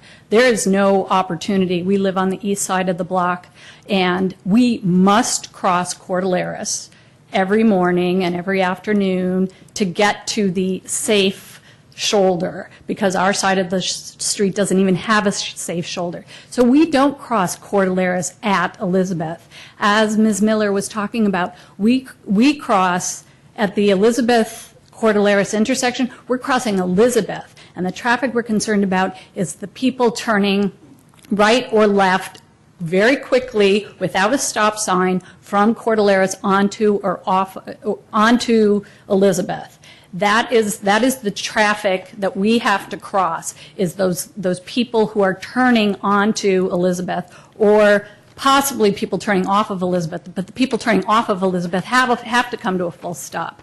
The traffic we're most concerned about at that intersection are the people turning onto Elizabeth.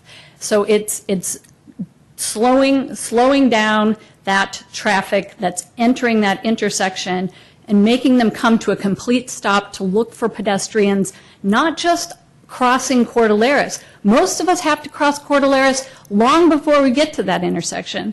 It's crossing the other parts of the intersection. That's where we have to cross, because my kids don't have a safe way to get to that intersection on Cordilleras. They have to cross in the middle of the street.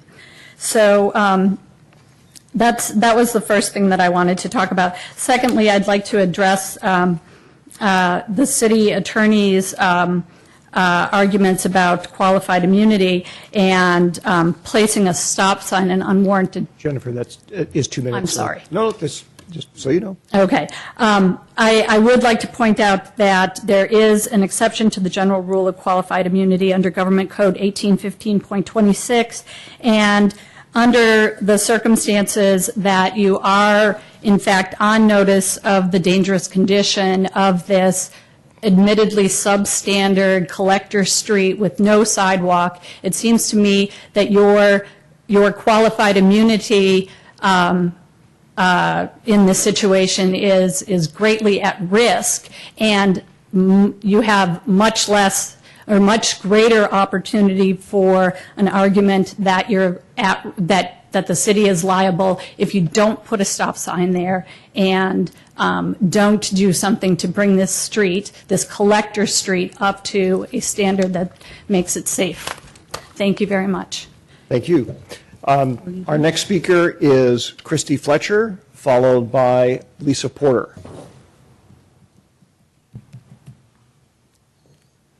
Good evening, Mayor and City Council members. Thank you again for hearing our concerns. This has been a big deal to the neighbors on Cordilleras for many years. My husband and I have lived there 10 years, and before we had children, safety was always an issue. And now our children are 7 and 9. I almost forgot the age of my children. They're growing so fast. We attend Britton Acres School right now. But unlike some of my neighbors who've said, definitely that Elizabeth intersection is dangerous, but we are crossing, our main concern right now is at crossing Elizabeth. However, I think we all need to be looking bigger picture and longer term, because all of these kids, and there's 5 families next year alone that go to Britton Acres and cross Elizabeth now, and that's a safety issue. But next year we're going to be crossing across Cordilleras and going to Central. And you've got all those families that live on that parallel street of Tamarack behind us. And there's at least 5 other families on that block as well that have kids that are going to be crossing Cordilleras. So a 4-way stop, while I can understand we need to think, there always has to be a discussion of liability, but we have to look about and think about bigger picture and what we owe safety to the kids on our street too. And so I asked you to consider that. Speed humps seem to be the biggest consensus on our street. All of the neighbors seem to be, and I represent 3 other families that couldn't be here tonight. We hope that you'll pass the speed humps part of this tonight. We'd like to move forward with that. Thank you. Thank you, Christy. Next speaker is Lisa Porter, followed by Conrad Murata. Good evening. I'm Lisa Porter, and I live at 778 Cordilleras. And I want to say that I'm an enthusiastic supporter of speed humps, and I also really firmly believe that sidewalks and a stop sign are really important on Cordilleras for public safety. And in fact, I think at this point with a stop sign and having people rolling a stop sign would be a far cry better than the situation we have now, and would be a significant improvement. Is the situation now, cars take that turn without slowing down, and you have 2 schools in that area, both Britton Acres and St. Charles. I had some similar to questions as JR and also Chuck Vadano. So in terms of liability, my question you would be, given that you have several residents on record as witnesses to this intersection and stating how unsafe we believe it to be, what would the city's liability be if there was an accident without a stop sign there? I know that we've talked about the fact that there's been very few accidents, but I do believe there's been many close calls. And I think we've got everyone sort of bearing witness to that by the fact of how they've put some strict restrictions on their children.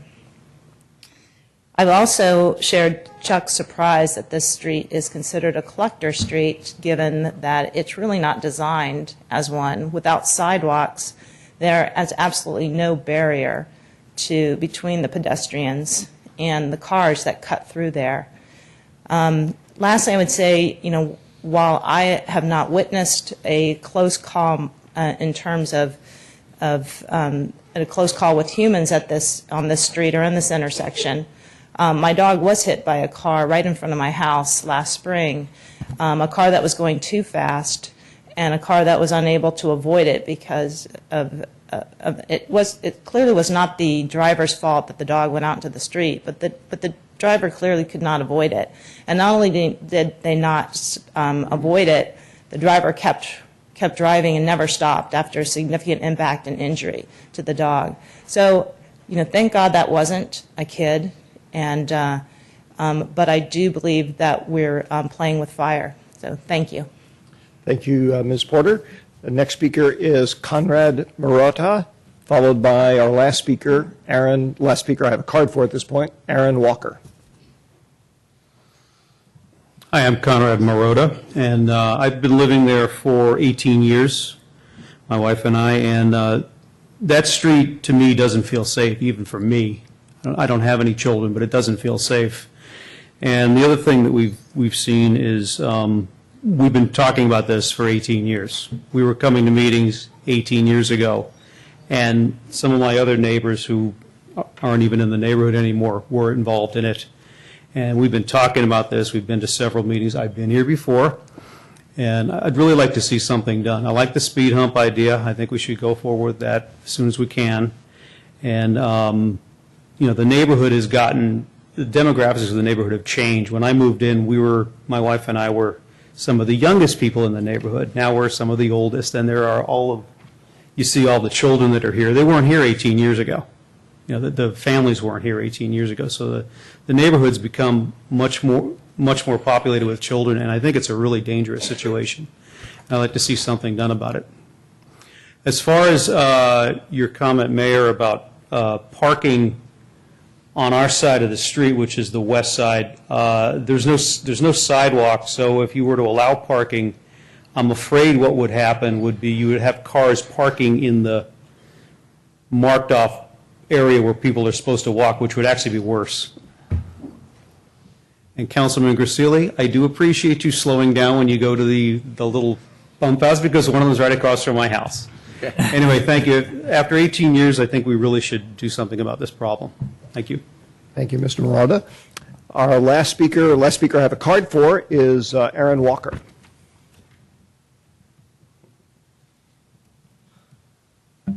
Hi, good evening, Mayor and City Council members. My name is Erin Walker, and I live, I guess I'm about 4 doors down from the infamous corner of Elizabeth and Cordilleras. And I brought my 3.5-year-old daughter with me. And I greatly echo other comments this evening in terms of my daughter is not allowed to play in the front yard. She doesn't play on the front lawn. I don't let her go in the driveway when I take the garbage out. She has to stay right by the garage door, and that's definitely due to safety. Our street, I didn't realize it when I bought my house in 2007, but the street is kind of a death trap. But it is quite scary. There's cars going very quickly down it. There really is no reason for them to stop until you get to those bump outs, which is long past my house and long past the Elizabeth intersection, which is definitely, I agree with everybody, it's crossing Elizabeth that is the difficulty. We are definitely in favor of the speed humps, and are definitely in favor of, looking at the stop sign, and a 4-way stop would be tremendous at that intersection. I think it would add so much more safety. People would slow down, and it would make our neighborhood safer and allow our kids to make it to school in one piece. Thank you. Thank you, Ms. Walker. Does anybody else wish to address the council on this topic this time? Okay, seeing none, if my colleagues don't mind, there actually were, I think, some questions raised by some of the speakers that I'd actually like to have staff respond to, and then I'll open it up for any other questions that people may have. One of the themes, Matt, that came up several times, several speakers talked about, was that the real issue is crossing Elizabeth and apparently of traffic turning onto Elizabeth from Cordilleras. Did the study that was done examine that kind of thing specifically? Yes, the traffic engineer went out during peak hour volumes and took a look at the intersection themselves and observed it, and they didn't find anything from an engineering perspective that seemed like an apparent conflict. Okay. Another question that came up, I forget which speaker had mentioned it, but we've talked about that this road designated as a collector, if what's the relationship between something being designated a collector, and does that require that it have sidewalks, or is that more a function of how wide the travel lanes are? And so the sidewalks are sort of irrelevant whether they're there or not. If something is designated as a collector, we have a city standard that requires that when you build a collector itself, that sidewalks need to be put in. As for when it was designated in the general plan, I'm not sure as to the reason why they were put in there. Maybe that could be something that would be. Through the chair, could you define why what's a collector? I mean, how is it a collector?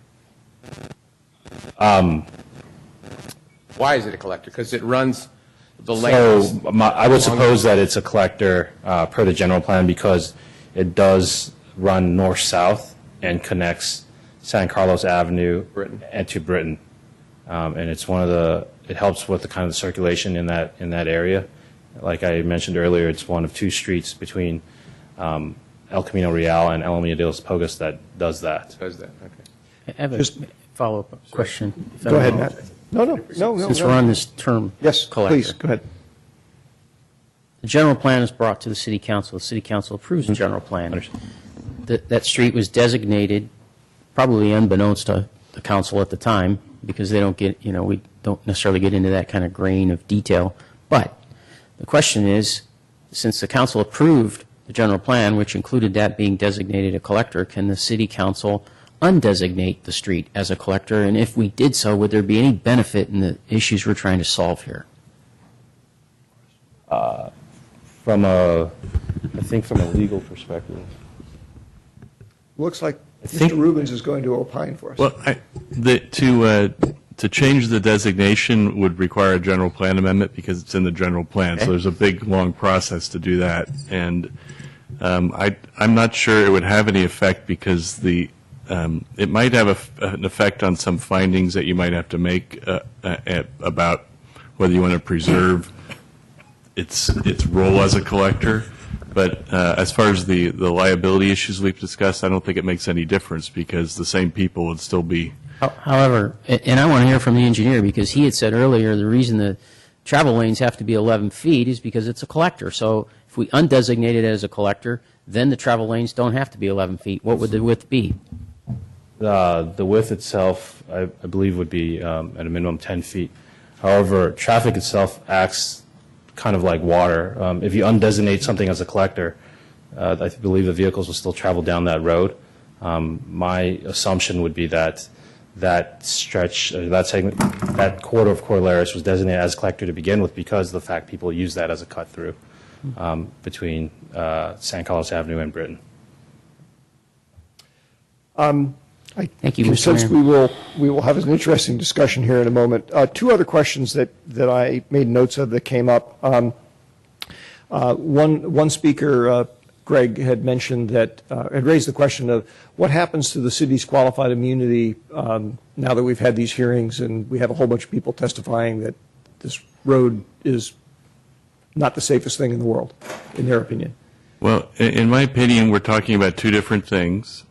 One is qualified immunity for its design immunity. It's for the design of the intersection. So what I was talking about is that if you design an intersection outside of engineering expertise or a legal or recognized standard, then we would lose our qualified immunity. What one of the residents was talking about is dangerous condition on public property. Dangerous condition on public property is everything from cracked sidewalks to deteriorating infrastructure, bridges, things that fail, culverts and our creeks that might fail that are not. We have design immunity for all those things because they were designed to a standard. But if they're deteriorating, for instance, and we don't do something about that, then we could have dangerous condition on public property, which is a different issue than the design immunity that I'm talking about. So if you need me to kind of go into detail about using a hypothetical, I could. No, I not for me. I think that makes sense. The last question I had, Matt, for you is I got the impression from several of the speakers who talked, the ones who specifically talked about how they do not allow their kids to play outside in the front yard, or they limit access to the front yard. I got the impression that a lot of their concern had to do with speed of traffic along that section of the road, but also of the lack of sidewalks. And I was wondering whether that came up in discussions with the neighbors as sort of a separate issue from the crossing of Elizabeth. Yes, that did come up as we went through discussions with the neighborhood group themselves. The neighborhood group essentially indicated that they were not yet prepared to, as a group, formally request a sidewalk be put in because they were unsure of the implications for specific households. There are certain properties right now that have, say, cutouts for parking spots in their front yards, and if we put a sidewalk in, it would affect certain properties, whether it's removing that frontage parking cutout where they can no longer park there, or taking some of the frontages of the yards that were previously encroachments into the city right away. Okay. And so Thank you. they could not, as a group, decide that. I see at least one other question for Matt. So let's do our last few questions here and we'll get into discussion. Mr. Grocott, just to distinguish you from Matt. Yeah. Two questions. One, it was mentioned that the homeowners especially would like to see the speed humps. Those are available in a temporary nature. I've seen them put in other jurisdictions before on a temporary basis as a trial. Was that considered? Is that too expensive, or could we look at that option? As we're discussing it, what would happen if we looked at that option? Speed humps? Speed humps that were put in temporarily. And the reason I mention it also is because one of the letters that we got from the neighborhood suggested that. I think it was an older letter that went one of the other hearings, but they talked about what if we put in speed humps as on a temporary basis, as a trial basis. I see. The speed humps that we were envisioning were ones that would be permanent. I think our goal is not to put in a traffic control device or a traffic calming measure and then remove it and go back and forth. From what I understand, in the past, that's what happened with some of the bulb outs. Right. And so what we're trying to do is kind of do an exact installation of whatever solution that we want. And if we put it in there, our intention is to keep it in there. However, my question is, because I intend to bring it up as a discussion item, so I want to know if we discuss it as a council and we go in that direction, what's the ups and downs of that? I guess the ups and downs is you're installing a traffic calming device at a specific location and then later removing it, which may further confuse drivers of what goes in there and what may be in there and what may not. From an installation perspective, there's just an additional cost to install it and then remove it. I'm not sure of the traffic hump material that we'll install, but we were envisioning using asphalt, so it would require grinding away that traffic hump if we were to remove it and repaving. Okay. And then the last question I have. Oh, go ahead. Sorry, I apologize. I was just, sorry. He was just getting his dibs in next. Yeah, okay. The last question I have is, it occurs to me, the presentation by the homeowners and the people who live on the street came across far differently than the staff. And that's not a criticism. I'm just noting that, because as I listen to them, the biggest issues seem to be the crest of the hill and the danger zone that exists at Elizabeth and Cordilleras, and especially when they were talking about people making right-hand or left-hand turns, and the difficulty that creates for people who are actually walking along Cordilleras north or south and trying to cross Elizabeth. I frankly hadn't thought about that until it was mentioned during public comment. And so the thought occurred to me, if the city attorney is advising against stop signs, I know one of the other things that works real well when you're driving, and we have them in town inadvertently because of engineering, you might say, from years ago in the 50s, and that is the dips that occur at certain places for drainage, for surface drainage. And boy, you slow down when you come to those. And I was even thinking about myself as I do a lot of mountain bicycling, and I do some mountain biking, and when you come to a hump, you have fun, you jump it, and off you go. But when you come to a dip, you slow down. And so I could see if we put in dips for quasi-drainage purposes, I suppose, but that would in effect create the same thing for people turning, going through the intersection, whatever. It would slow them down. Could we look at that? And I'd also like to know the fire department's response to that, because I know it's an issue for them, both whether it's a hump or a dip. If they're trying to go through there with a fire engine, it can be an issue. Yeah, we can definitely take a look at that. What just comes off to mind is with dips themselves, you got to worry about drainage. You're essentially creating kind of a cavern for the area. Right. Like you alluded to, the dips and the humps kind of serve the same purpose. There's a vertical offset that requires vehicles to slow down. One of the beauties of the raised crosswalk itself is that it is a speed hump right at that intersection, so that would actually help slow down vehicles as they're driving down Cordilleras and such. And we can go and take a look at the legs crossing the Elizabeth portion of that intersection as well to see if there's anything that could possibly be done there. But at those legs, there already are stop signs. So. Thank you. Bob. Well, the question was raised, you just about raised it there, Matt. So the raised sidewalk you're proposing is at the north, is going to cross Cordilleras at the north side? We have not yet determined if it's the north or the south side, but it will cross Cordilleras. Okay. Why not put 2, why not put 3, why not put 4? Put them all up. Well, cover the corners. We could do that.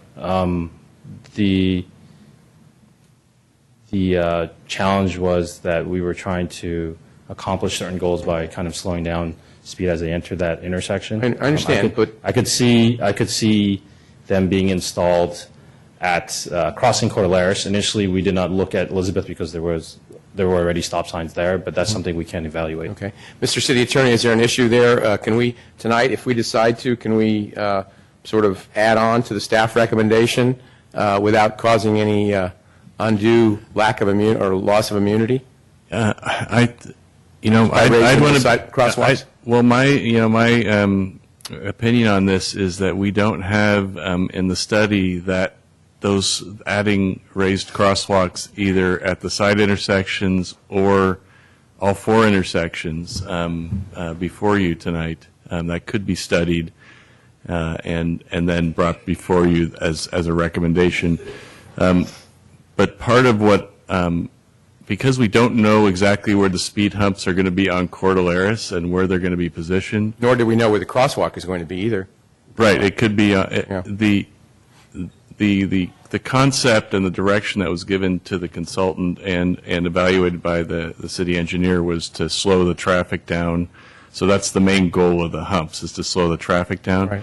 So the placement of the humps as you approach the intersection, whether it's the crosswalk, and or if the humps are positioned as close as legally permissible between Elizabeth on both ends, would that have an effect of slowing down the traffic? I think that's what the expert's saying, that it would slow down the traffic. But we don't have that precise question answered, and I know I'm being cautious here, but we don't have the precise question answered about what the safety impact of having the speed humps on left turns or right turns coming off Cordilleras. Let's use the right term, though, sir. I'm sorry, I apologize. Raised crosswalks. Raised crosswalks, Yeah. because there are no sidewalks except on the southern part of the intersection. But of course, the thing is, it isn't identified where we're putting this crosswalk to begin. That's the thing. There's no specifics. That's why I'm just wondering if we can't sort of drive the bus through the little hole that's there. Well, if I may, I'd like to jump in there. I think it's the two on the side is all. Yeah, I'm not sure that maybe I didn't hear it. I don't know that the traffic study actually studied raised crosswalks. I think raised crosswalks were a thought that staff came up with in reacting to community input, neighborhood input. And so if it wasn't part of the study, then I don't really see, I mean, your argument would almost take the whole resolution out of play. And I think instead, if the raised crosswalks are really a response that staff came up with based on neighborhood input, why can't we expand the scope of the raised crosswalks? Mayor, I just would like to make one correction. The raised crosswalks was suggested as an alternative to an always stop within that report. At the end of the report, they cited a couple traffic calming devices, which was the rectangular rapid flashing beacons, the in-roadway lights, and the raised crosswalk. Okay. Did they limit it to just the one? No, they did not limit it to just one. Staff went and took that evaluation and looked at it. As we mentioned earlier, the raised crosswalk would go across Cordilleras itself. But we don't know which side yet. We have not settled on which side yet. Okay.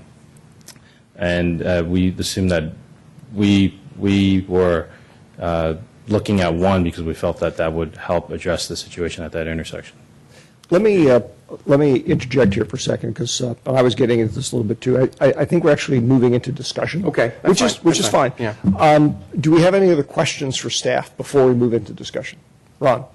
I have one question. I think it's probably for Mr. Rubens. One of the speakers mentioned a 1815.26, a code exemption. What do you know about that? Oh, I missed that one. Thank you. That's the discussion we had earlier about a dangerous condition on public property that is different than the qualified immunity that I was talking about earlier. Okay. So it's not an exemption. It's not another warrantable factor.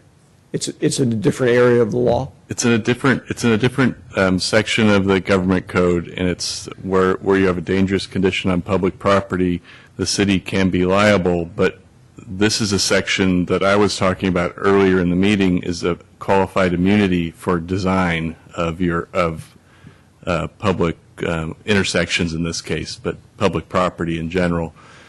So we have immunity for design, which overrides the dangerous condition. But you could have a situation where you have a public improvement that was designed appropriately to the standards that existed at the time, but there's been some change in its character, i.e. it's failed in some way. And the simplest example is on Burton Park. It's public property, and a tree raises the sidewalk up, and it goes up more than the standard that the engineering says it should go up, and someone trips on it. That's the simplest example of, it was built to design standards, but we don't have qualified immunity because the tree root lifted it up and it's no longer in compliance with that design, and it's created a dangerous condition. Okay. I don't know about you. I'm still confused. It seemed to me that They're two different things. One is dangerous condition on public property. One is an immunity from someone alleging a dangerous condition on public property. It's an immunity created by the fact that we designed it in accordance with standards that were in effect at the time you approved the improvement, or were supported by engineering analysis at the time you approved the improvement. So basically, this does not give us, it doesn't allow us to put in a stop sign. Is that what you're saying? Well, I think you have the power to put in a stop sign. It's just the advice is that you should not put in a stop sign because we would lose our qualified immunity. The design immunity. And then the issue of the other crosswalks, and Matt can correct me, but I don't think, the reason I'm being very cautious on the Elizabeth's raised crosswalks is I don't believe those were studied in the report. The speed humps and the raised crosswalk were all described on Cordilleras, and the movements that are described by the residents as being the movements of most concern would be left and right turns across a raised sidewalk when people are making the left turn or the right turn from Cordilleras. And I don't think the safety of that has been studied, and we want to make sure the design of that is up to standards. Well, according to Matt, none of that was studied. This is staff's recommendations to put in the humps and the crosswalks. I was actually incorrect. He said that the traffic consultant did recommend that raised that's Did I in the miss the conclusion. did recommend part? Because I didn't hear that. He recommends it in the conclusion on page 5 of his report. Just one crosswalk? Just I'm sorry. one raised crosswalk. One, but it doesn't say where. Yeah, it doesn't say where. It's saying raised Actually, crosswalks. So only get It one was for shot. the- Well, no, he actually, For the the direction of interaction that travel. Matt and I had was also that he didn't necessarily restrict it to just the one. Well, that's my point. He didn't restrict it to one, so why couldn't you put in more? Can If I let me- may add here, I think just to cut through, I think what the staff is saying is there's not a problem with the council giving some direction, but it's going to require a little additional study and possibly a return visit to the council before we can say without a doubt that we will have properly studied and designed the intersection to accommodate all 4 raised crosswalks. Let me ask if there aren't any other questions, we'll move into discussion. And as an addendum or follow-on to what Jeff just said, I would actually phrase it a little bit differently. I mean, the council all along has the authority to put an unwarranted stop sign in without further study. It's a question of risk and risk liability, okay? And one of the elements of that could be that we say, oh, we want this studied more thoroughly, this other option, okay? So it's a question of doing something tonight versus doing something in the future. Through the chair, I apologize. We can do still something tonight and have the other part studied, though. Yes, we can. Okay. That's correct. And in fact, what I was going to suggest, just sensing from the flux of questions and partial discussion here, I am happy to entertain a motion here at this point. If people, given the complexity of this, if my colleagues would like to recommend a specific scenario that they would like to see, which may or may not match what the staff resolution before us is, I will entertain that as well. So who would like to start? Mr. Mayor, I make a motion to approve the staff recommendations to put in the 2 speed humps at, again, with further study on that, because you have to decide where it's going to go. We don't have to approve. I don't believe it should come back to us technically where it should go. I think staff is capable of addressing that. And the 1 raised crosswalk with the addendum that staff study the other option of putting in 2, 3 more, 1, 2 or 3 more crosswalks. Is there covering the street? Is there a second for that? Okay. Okay. Would somebody else? I was going to second it. Oh, I must not have been looking to the left. Camera and the courtesy, but he didn't jump at it, so I would second that. So you have seconded. Procedurally, I actually wanted to make a friendly amendment to that. Is this the appropriate time to do that, Greg? Okay. Bob, would you be willing to consider adding on to that staff explore with the neighborhood looking at putting in sidewalks? I've driven that street a number of times. I don't think sidewalks are going to work there. So I wouldn't, but somebody else can make that motion. Okay. So you would not accept my friendly amendment? No. Okay. I'm not trying to be unfriendly, but no. No, you're right. I didn't mean it to be interpreted that way. You do not accept my amendment to your motion. That's fine. So I have another amendment. You'll have to help me on my parliamentary procedure here. But so my request for friendly amendment would be to strike the raised crosswalk and to insert a 4-way stop sign at the intersection. And, again, all of us, I want everybody to understand, there's nobody up here that doesn't want to have safety of children and pedestrians, okay? But you get pulled in a lot of different directions when you have I'm going to throw you under the bus. No, not really, get thrown in the bus. There are obviously legal situations come up in life, and we have to also address this for the entire city, not just for local areas. Unfortunately, for me, I can't accept that amendment. But there could be another amendment, you can make another motion, and it trumps mine if someone will second yours, Mr. Right. So I guess from a parliamentary procedure perspective, I can make a motion to amend, since we. No, actually, you would You can make a competing Competing motion, and then competing motion. we'll talk about yours before we talk about mine. Okay. So I move we accept the staff resolution striking the raised crosswalk at the intersection of Elizabeth and Cordilleras and replacing that with a four-way stop sign at the intersection of Cordilleras and Elizabeth. Second. Second, okay. If I remember from the one time that this happened, since I joined the council, we act on the most recent motion first. That's correct. The substitute motion is going to be discussed and then voted on first, and if that passes, there's no need to go to the earlier one. If it doesn't pass, then you go back to the earlier one. Okay. Discussion. I would like to jump in right away on this, if I may. Sorry, Cameron. The trouble I have with the speed humps, and this is why I asked about whether or not Margaret mentioned anything about this, because I know she's a cyclist, and I do a lot of cycling, and the reason I am familiar with the other part of Cordilleras in Redwood City, although I didn't know that was the name of it, is because I've cycled it quite a few times, headed from the school. I forget what the name of that school is there. Bob probably knows. St. Matthias? No, the elementary school that's in Redwood City that, anyways. I've cycled that quite a few times, and there are these speed humps. I guess there's 3 or 4 of them between the school site and Edgewood. And they do have probably about a 15-inch segment that's flat. So if you're a cyclist, if you can find that, you can get right through it. And like I said, I've ridden that dozens and dozens of times because when I go out on my rides, I go that way quite often, actually to avoid the Alameda. And one time, I was riding along there, and I pick up some pretty good speed because it's downhill, and somebody was backing out of their driveway. And so I reacted by moving over, and I moved over enough that I couldn't hit the flat spot, and instead I hit the hump. And like I said, when I'm mountain biking, when I hit a hump on mountain bikes, it's fun. You jump up in the air, and off you go. Well, when you're road riding, it's not fun. And when it throws you into the oncoming lane, it's especially not fun. In fact, it's quite frightening. And that's what happened.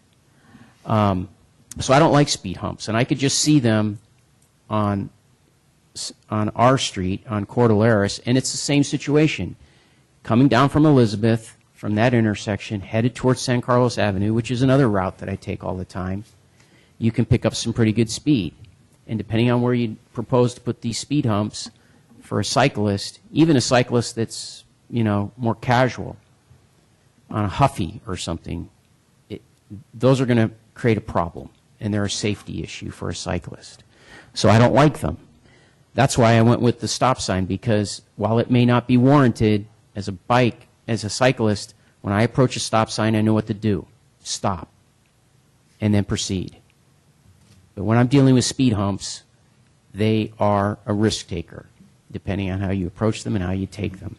So that's my word on it. Through the chair, the motion you seconded had the speed humps in it. I apologize, but it did. He said speed humps, but no crosswalks. No raised crosswalks. No raised crosswalks. Well, then, that doesn't mean then I stand corrected on what I'm doing, but to some extent. But Do you wish to make can we do a friendly amendment on the second motion to strike the speed humps? That's the way you can do it. You can do a friendly amendment that the person who makes the motion accepts. My motion is intended to embody the request of the neighborhood, which is speed humps with a four-way stop sign. So that was the purpose of the motion, and so I wouldn't I wouldn't. So you would not accept his amendment? Okay. Then the question I would just ask, Matt, is does your second still stand of his motion? Well, sure, because I wanted to discuss the item. It doesn't indicate my vote on it. That's fair enough. That's true. It's my I just want to discussion. make sure you understood what was going on. And I just would like to say I'm very glad that as a cyclist you actually stop at the stop signs. Oh, yeah. Because half the time I always worry about cyclists not stopping at stop signs. They want to take that risk. Yeah, I'd like to make a brief statement in support of my motion, if that's all right. So I think that the number one responsibility of government in general is public safety. And as we think about public safety, our number one priority should be the safety of children. And one way we have an opportunity to have a huge impact on that is making sure that kids have a safe way to get to school. And so when I look at this issue, I ask myself first, is the intersection dangerous? And having spent some time looking at the intersection and all of the comments, I think beyond a doubt it's a dangerous intersection. There's poor visibility, there's no sidewalks, and from personal experience, I was actually hit in a crosswalk very similar to what it would be like to walk across Elizabeth, where I was on a main busy street in Portland, Oregon. I walked across a very narrow, small intersection that was parallel. There was a woman who was driving. She was going to make a left. She was paying attention to the oncoming traffic. That's where her focus was. Once the oncoming traffic cleared, she turned and accelerated, went right through the intersection, hit me on the side, threw me in the air, landed on her car. My head hit her windshield, shattered the windshield. So I know that the kind of situations that are being described here are real. I've experienced them. And luckily, I was okay. But, an SUV versus a 9-year-old child, I'm seriously concerned about it. So the next question is, will a stop sign make this intersection safer? I think undoubtedly it will. And then finally, does the neighborhood want it? And we've seen through, good community organizing, unanimous support for putting a stop sign at this intersection. So the question is, why wouldn't we do it? And I think, the issues that have been raised about concerns about liability are real. But I would hate to feel that we are weighing, public safety and the safety of children against a very small chance of being sued.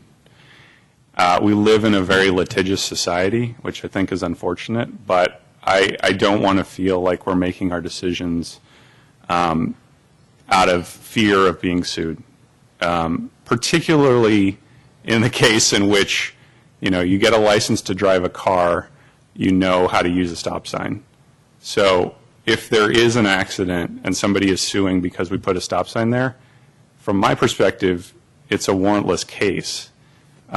It's just, a wrinkle of the law and the unfortunate nature of a litigious society that there is some small likelihood that we would have to pay a settlement.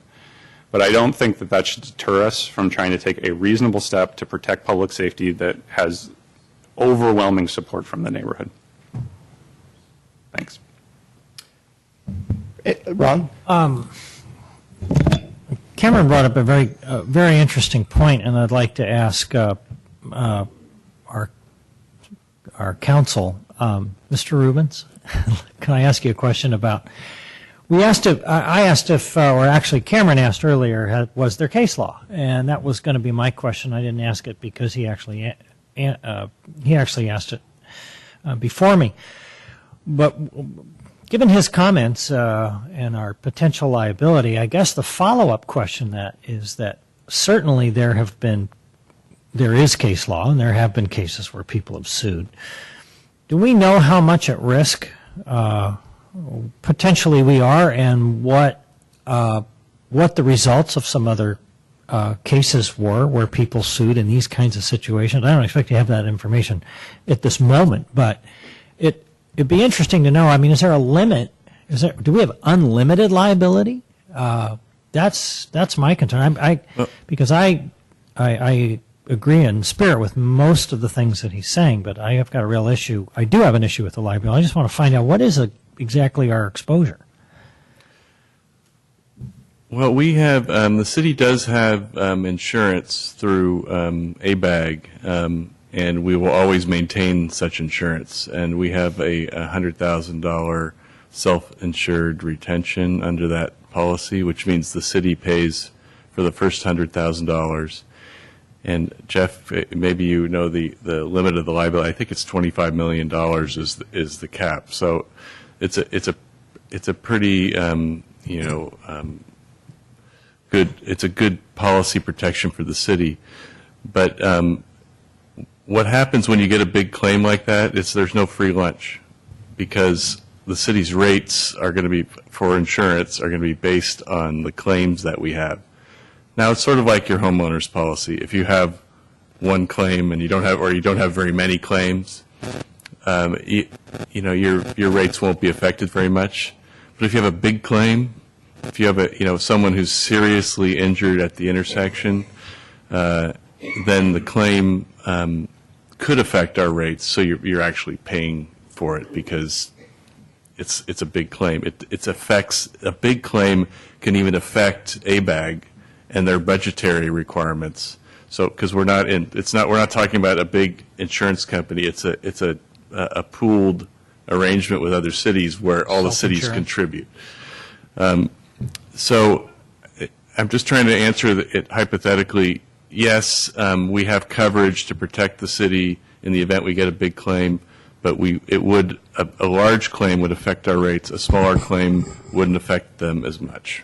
Through the mayor, if that finishes the question, I just want to be clear too, because we seem to be very much focusing on the liability issue, which of course is a matter that the council should consider in making any decision like this. But if we focus for a second on the warrant issue, according to these traffic engineering standards in the state of California, I think traffic engineers would tell you that stop signs don't necessarily achieve the assumption that Councilmember Johnson stated, that the intersection would be made safer by a stop sign. In fact, it doesn't meet the warrants. And, part of that is that, the traffic engineering standards would suggest that the intersection would not be made safer by a stop sign, and in fact could be made unsafe, could become an unsafe condition as a result of putting in stop signs. And we're seeing a little bit of that play out just in the behavior of the community. And this is a very common occurrence, as those of you who've been on the council for a while know. We frequently get requests for stop signs throughout the community. But part of the big problem with a stop sign is that it creates false confidence on the sense of pedestrians that somebody's actually going to stop for that stop sign. And, we have seen that. We've seen that here in town, where the same thing can on occasion apply to crosswalks. They provide sometimes a false sense of security. And this is not just about I don't want the public or the council to think this is just about a liability issue. It's about trying to create the safest intersection that we can with the tools that are available to us, and not put tools in place that we think might pose a problem. And that is in fact the staff's opinion of stop signs at this intersection. And I think one area we haven't heard from tonight that you might want to hear from is the chief of police. Public safety, yeah. Can I just briefly respond? No, because I want to give Bob a chance to speak, and I want to speak too.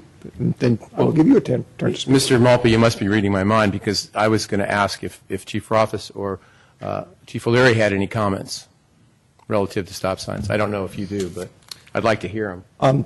Chief, before you... I apologize. No, it's fine to raise it. But before we have the chief come up, did you have anything else you wanted to... No, I just... Yeah, that's all. I also want to raise another different point to the one that Mr. Malpe raised, Jeff raised. And that is that we need to operate and think from a policy level point of view on the dais, I feel. And one of the questions that I've been wrestling with as I'm hearing the discussion going back and forth, and it's a very, very good discussion, very informative actually, is how do we not end up putting a stop sign on every single intersection in the city of San Carlos? The at the very least, if we go down this route, I think we're going to have to task staff with coming up with some kind of policy recommendation that we would apply, because basically heretofore what we've been doing is we've been using the policy matrix defined by the MTUCD or whatever that is. And we're not bound to follow that. But if we step away from that, we're going to have our own policy guidelines that we put in place, because otherwise I can just only imagine what it's going to look like. So, Chief, we had a request for you to come up and comment on this, and then Cameron and I will definitely give you an opportunity and others to speak as well. Thank you, Mayor Olbert. Greg Rothis, Police Chief. First, before my comments, I just want to thank and acknowledge the concerns of the community and the neighborhood. Having raised kids in San Carlos and have had them go to schools in San Carlos, I do respect and understand their concerns. And I also respect the manner in which they went about addressing this situation and all the hard work. With respect to stop signs, just by way of background, set this one issue aside for now. It is extremely common for us to get speed complaints in neighborhoods. And along with accompanying those complaints is almost always a request for stop signs. And so it's not unusual for us to get stop sign request after stop sign request in certain neighborhoods. And also with that are stories. And there are stories of near misses and things that could have happened and things that almost happened. Unfortunately, that's not how intersections are designed. We don't design them by hearing stories. We have a process, and the process has to do with determining whether or not the warrants exist in order to put a stop sign there. I'd like to echo also some comments earlier. If we had placed a stop sign into every intersection where a community wanted a stop sign or a neighborhood wanted a stop sign, we'd all be doing nothing but stopping and starting on our travels through San Carlos, because that's how many stop sign requests that we have.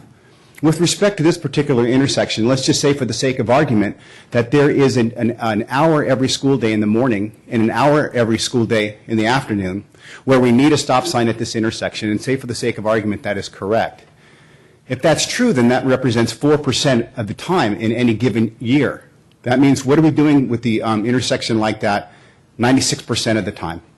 And why is it designed that way 96% of the time? And another issue has to do with respect to enforcement.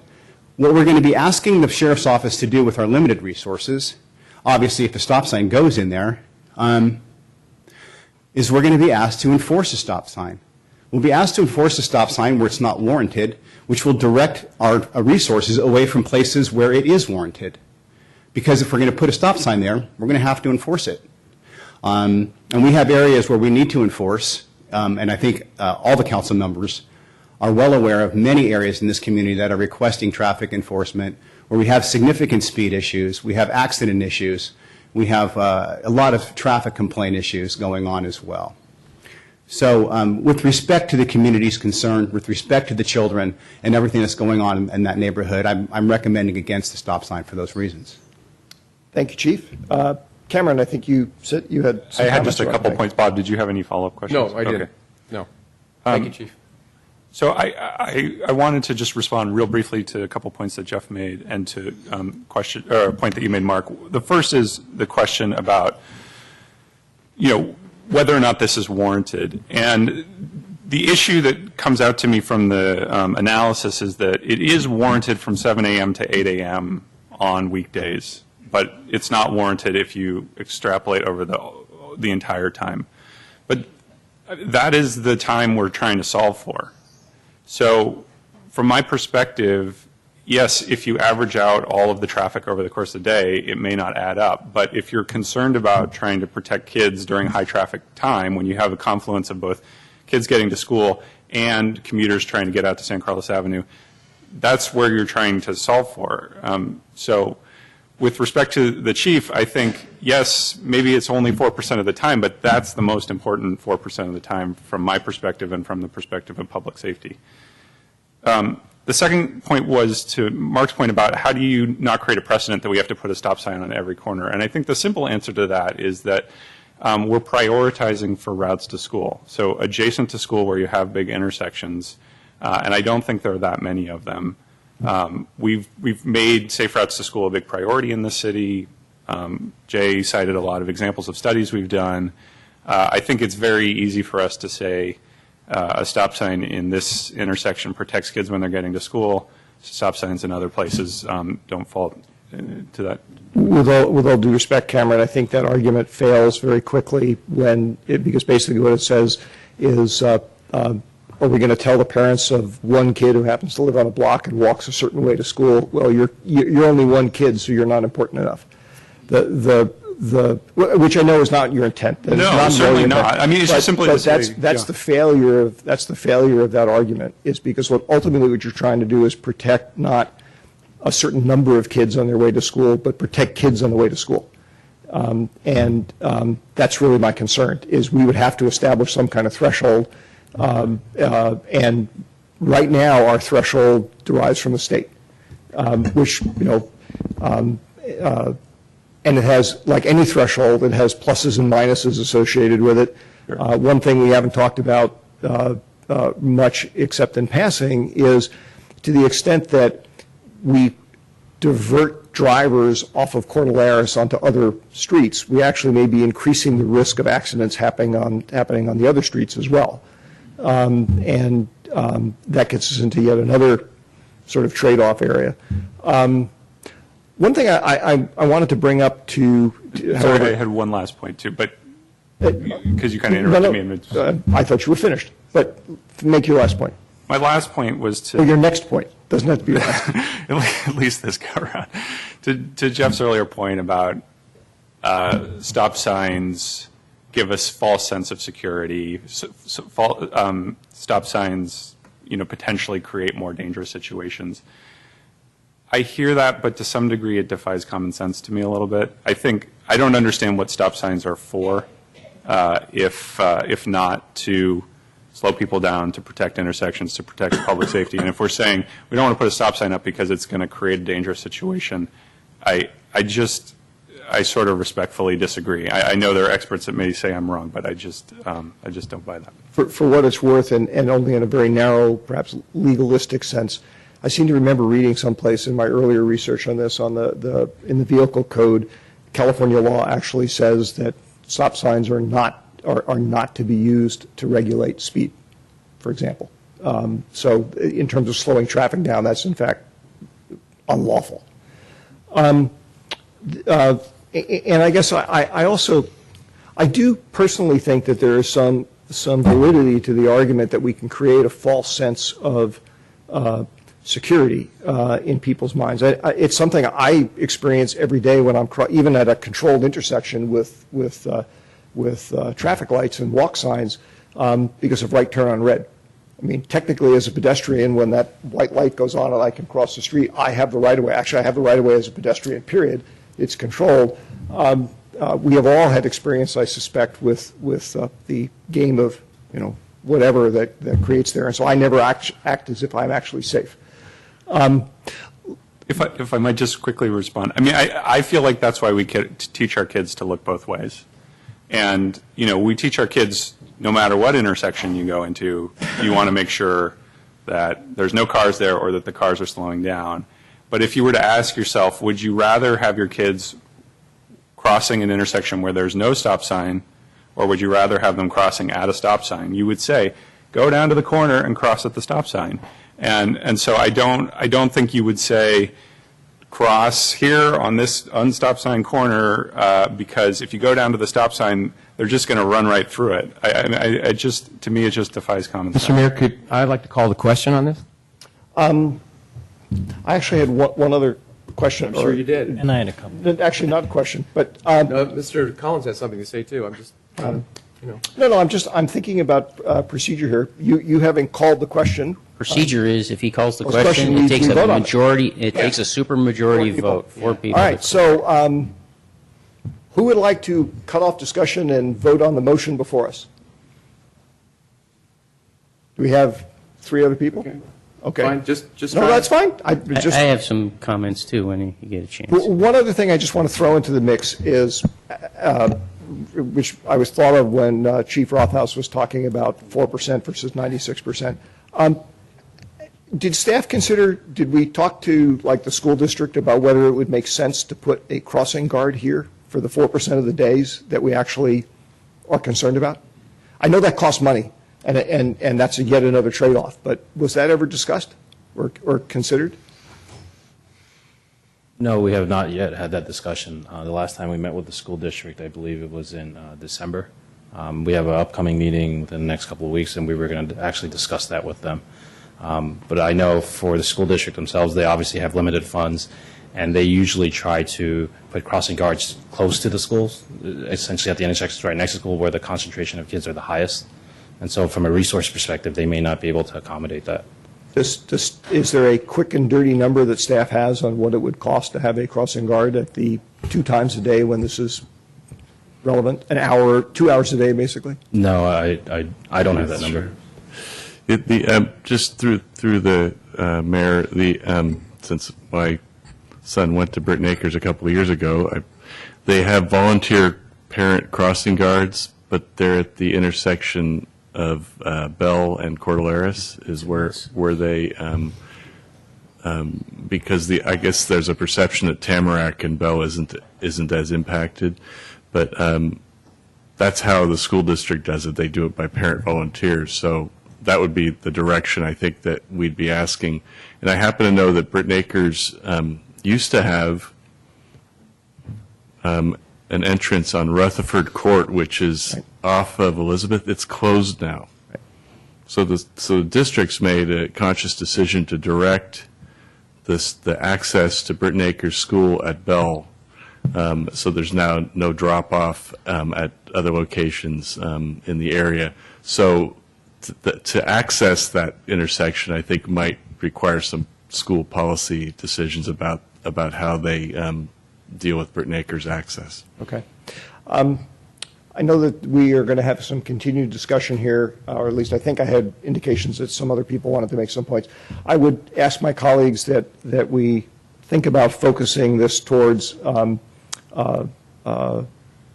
to a point of actually voting on the motion that's before us, which is sort of a low-key way of saying, I wouldn't mind calling the question either, but I don't want to shut down what's a fairly good Can I just discussion. make I know one I more can point, call the Mr. question Mayor? whenever I want to, but Can I just make one more point, Mr. Mayor, about the motion that is about to be voted on?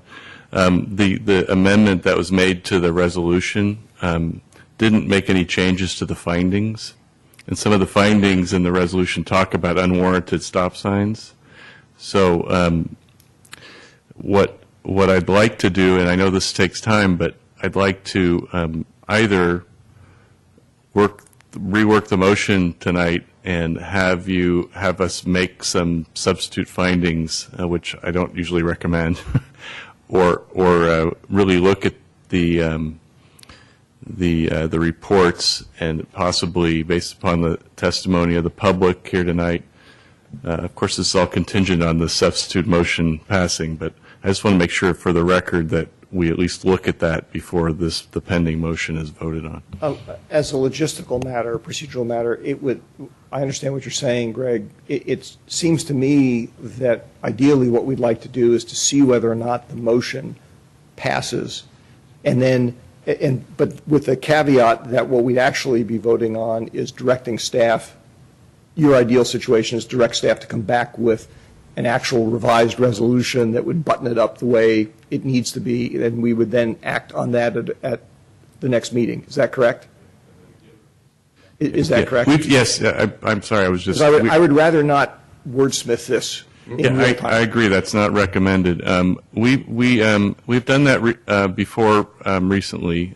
What we've done is you've given direction to bring back a resolution that includes the pertinent point, which is to install stop signs, and then we would bring back a resolution where you would formally approve that. Got it. With changed and corrected findings. So since it is not my motion, are the mover and the seconder willing to do that? Well, my question is if we just struck the findings that I believe there are 2 of them that focus on unwarranted stop signs, would that be sufficient from your perspective? I think that's another way of saying, can we edit this in real time? And I think that frankly, with our experience last fall with some of the decisions we made late and on the fly with Transit Village, personally, I would rather not repeat that unless there's some really overwhelming desire that we have to act on this tonight as opposed to at the next meeting. Well, through the mayor, if I can, you can sort of have the best of both worlds by having a motion that would that would talk about the four-way stop sign and the 2 speed humps or some other combination, and then just add to your motion that on a future agenda, you'd like to see a resolution brought back with findings that support that conclusion. And so you'd essentially be taking action tonight, and we would just enhance that action with the Okay, that's fine. reso. So you're willing to revise your motion as it stands to include Sure. that? Yep. Matt, you're okay with continuing to second that? Okay. Unless there is a desire for further discussion, I'm going to call the vote on this. I do have a question regarding, it deals with the 4% issue. And that is, I know there are areas, as you're driving, you get around a school and it says speed limit during school hours, right? And I think that's 25, is that right? So the road is already 25, so there's no big deal there. But is there such a thing as, you can't afford to put in crossing guards, perhaps, people like we have at Bell. Are you allowed to put in temporary, stop signs that are just there during school hours or anything, or is that prohibited by vehicle code? Well, I'll chime in on that one. It's basically the same issue, design immunity, having expert testimony to support having a policy that allows you to have temporary stop signs So during it doesn't part of the change day. anything. Just a question. Okay. All right. Yes, Bob. When we go to vote on this, again, and again, as I mentioned before, in a perfect world, we could do a perfect job. This isn't a perfect world. The one thing I learned in 8 years up here is the more times that we try to create our own law or our own situation, and not saying that it wouldn't be for the good, we can get ourselves into a jackpot. The mayor alluded to that earlier about which I can guarantee, well, I shouldn't say this, I shouldn't say I guarantee. I would expect that if we pass and put stop signs here, we will have more of these this year than I've seen in 8 years in the next 6 to 8 months. And I'm not saying that's wrong. Maybe we need more stop signs. But when I have the chief of police stand up, and when I have the city attorney stand up, and I have the city engineer stand up with the balance of law and the way we do this, and again, trying to look at the entire city, because we're also charged with that, not just this one instance. It's very difficult for me to support that. I'm not saying I haven't voted against staff before. I have, and so have you, and so if you haven't, you will, because we all have. But in this situation, it's That very... sounds like a challenge. Well, I'm just telling you. Matt can buttress me on this one or not. I don't know whether to agree or not, but in my opinion, this is one that I just can't make the call on because I think it's just opening up Pandora's box. Believe me, I've got the street that I live on. I'll come marching in here with stuff on, not sorry, a stop sign, but humps or whatever. And believe me, we could use them on Crestview Drive. But again, I just make that point. Law of unintended consequences. And I'm not sure that this is going to work out. I'd much rather try what we have with warranted items and see how it goes. And if it doesn't work at all, I'll be right with you doing this. But and it's incremental and it's legal. But if we jump over that hoop, we jump over that line, there's no coming back to that. And I think we might find ourselves in a jackpot. Bob, could I just... I want to make can I give a historical perspective on this? Sure, go ahead. Quickly. All right. Living here most of my life, a little boy was killed when I was 5 at the corner of Arundel Road and San Carlos Avenue. There's no stop sign. Never has been a stop sign. My daughter was broadsided at Britton and Elm, which has a 4-way stop sign. That was a few years ago. She's fine. But there's an example where you have a 4-way stop sign and somebody blew right through it. A girl was killed at Chula Vista in Alameda when I was in junior high. There's a stop sign there. And so I can tell you that in my lifetime there's been accidents and deaths at places where there were stop signs.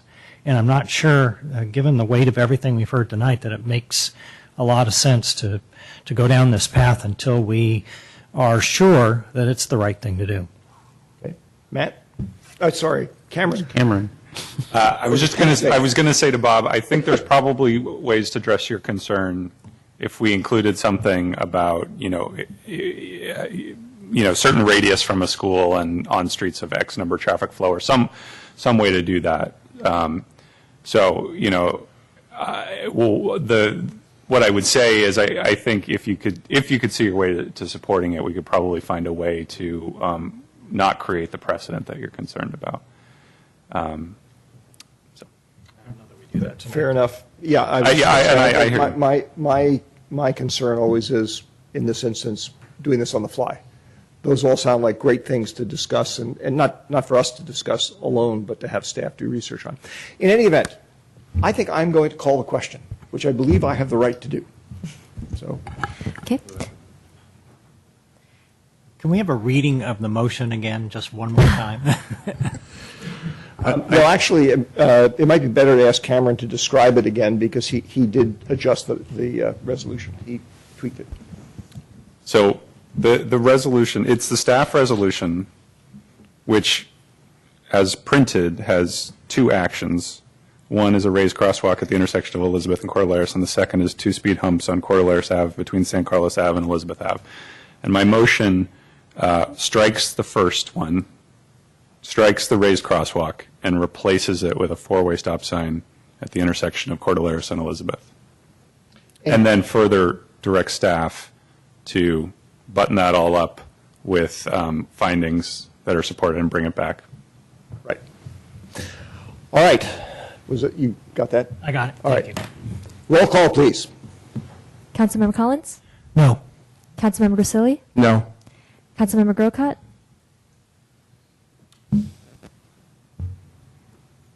No. Councilmember Johnson? Yes. Mayor Obert? No. All right. So, as I recall from procedure, that defaults us back to the first motion, which was Bob's motion. Would you care to rephrase that? Which I believe Ron had seconded. Basically, to recommend to accept staff recommendations for the 2 speed humps on Cordilleras, to be decided where the location is, and 1 raised crosswalk, which is part of the recommendation, but add on to have staff study and hopefully come back with 3 other, and able to do all 4 corners, which I think, hopefully, would be able to be happen. But anyway, that's the Raised crosswalks. Raised crosswalks, yes. And you're I'm okay with that. okay. Unless somebody feels a compelling desire to discuss this. Yes, Matt? Not really to discuss it, but I'm going to explain my vote, because I'm going to vote no on this. And really, my reasoning is, even on the other one, it was tough, because I'm looking at it, I want to do something. And like I think Mr. Grisilli said earlier, we all want to do something for safety. Mm-hmm. But the reason I brought up the last time when this was coming our way, and I said I really wanted this whole corridor looked at. And I don't mean this disrespectfully to anybody, the staff or anything, but I just don't think we're doing this we're not approaching this the right way. This is piecemeal work, and we're adding furniture out there to try and solve a problem, but we're not really, in my opinion, looking at this full corridor and what it takes to fix it. And I don't think these speed humps are going to help. It's just more furniture. If anything, it's going to drive people off of the street and onto other streets, and we'll find safety issues elsewhere. I raised the issue about cycling, and I guarantee you guys, speed humps are a problem for cyclists, and yet here we are trying to push people into riding their bikes and getting around by bicycle and so forth, and creating issues for them at the same time. It's not fair. This is a big problem. It's a big safety issue. I went out there a number of times myself, but I don't think these are the solutions. And the things I'd like to see done out there are the things I alluded to and mentioned when we were asking staff. I don't really see an interest from the council on those kind of things, so I just have to vote no on it, as much as I don't want to, because I want to see something done for safety. I'm glad, actually, Matt, that you explained that, because I actually agree with a lot of the points that you made, although for me the balance is I'm going to vote yes for this, because I do want to do something. And by the way, I completely accept and respect what you're saying. I know you want to do something too, okay? The point I wanted to make is I actually hope that that staff will continue to be thinking about this corridor in a bigger picture sense, and think about ways that we can maybe do some additional things different. But I'm going to vote in favor of this to move it forward. Any other comments that people would like to make? I'd just like to add, I also agree with Mr. Grocot's comments. I'm going to vote yes simply because I want to see this moved forward. But one of the things that maybe staff can work on, and I don't know if it can be worked in, but we could talk about an additional speed hump. But the other thing I was thinking about was I'm wondering whether or not the speed humps can be modified to accommodate bikes without harming their intended purpose. Certainly something that staff ought to take in consideration. Seeing no other comments, we will call the roll, please. Councilmember Collins? Yes. Councilmember Grisilli? Yes. Councilmember Grocott? No. Councilmember Johnson? Yes. Mayor Obert? Yes. All right. That finishes that item. By the way, I want to thank everybody who spoke for roughly honoring our 2-minute limitation. I know it's very hard to do that when this is a passionate issue that affects the life and safety, health of your children in particular. But again, I very much appreciate you reflecting that or incorporating that. So we will move on to item 9B, consideration of adopting a resolution requiring that the park development facility fees paid by the developer of the San Carlos Transit Village be used exclusively at Loyola Park and receiving a status report on the relocation of shuttles and taxis and station area trash pickup. Good evening, Al. Good evening, Honorable Mayor, members of the City Council. We're loading the presentation now, but just to kick it off, during the San Carlos Transit Village public hearings, the Greater East San Carlos Community Group raised a number of concerns, many of which were addressed by conditions of project approval. And this presentation, I'll go over some of those issues. Some of the issues are relocation of the taxis and shuttles from Old County Road on the east side to the west side, thank you, and improvement in trash pickup and park and lieu fees. So just to orient you, this is bird's eye view of the depot area, and this is the historic depot here. El Camino Real is located down below. We have Old County Road here, and the train tracks run this way. This is the parking area, the existing Samtrans parking area, which flanks the historic depot, San Carlos Avenue. And here's the existing taxi and shuttle area right here at the terminus of East San Carlos Avenue. And the GESC requested that shuttles and taxis be moved immediately from the east side to the west side and permanently to the other side in this parking area or somewhere thereabouts.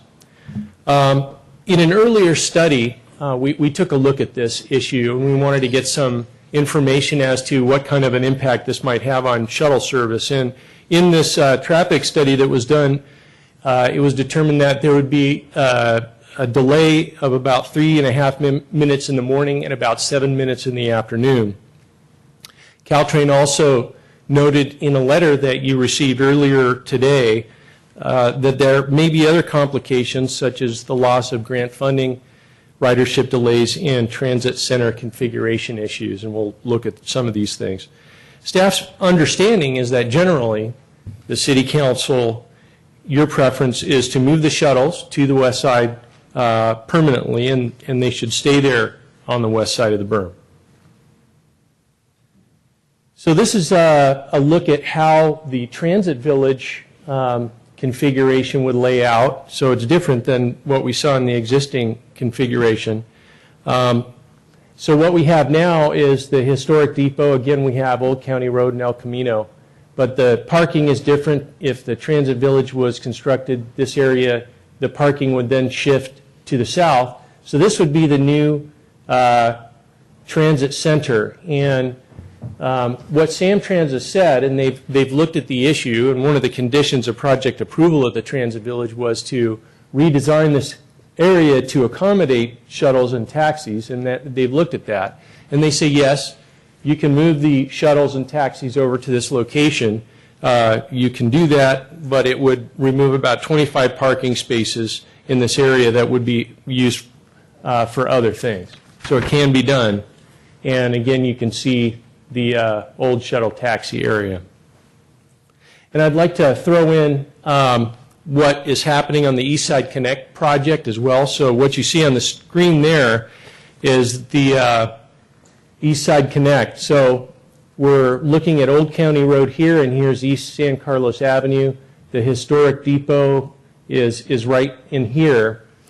And this is where that the existing shuttle location, or kind of the historic location of the shuttles and taxis are, and located here. What the Eastside Connect project would do would be to eliminate this shuttle area and create a large area for pedestrians and bicyclists to enter and exit the station area.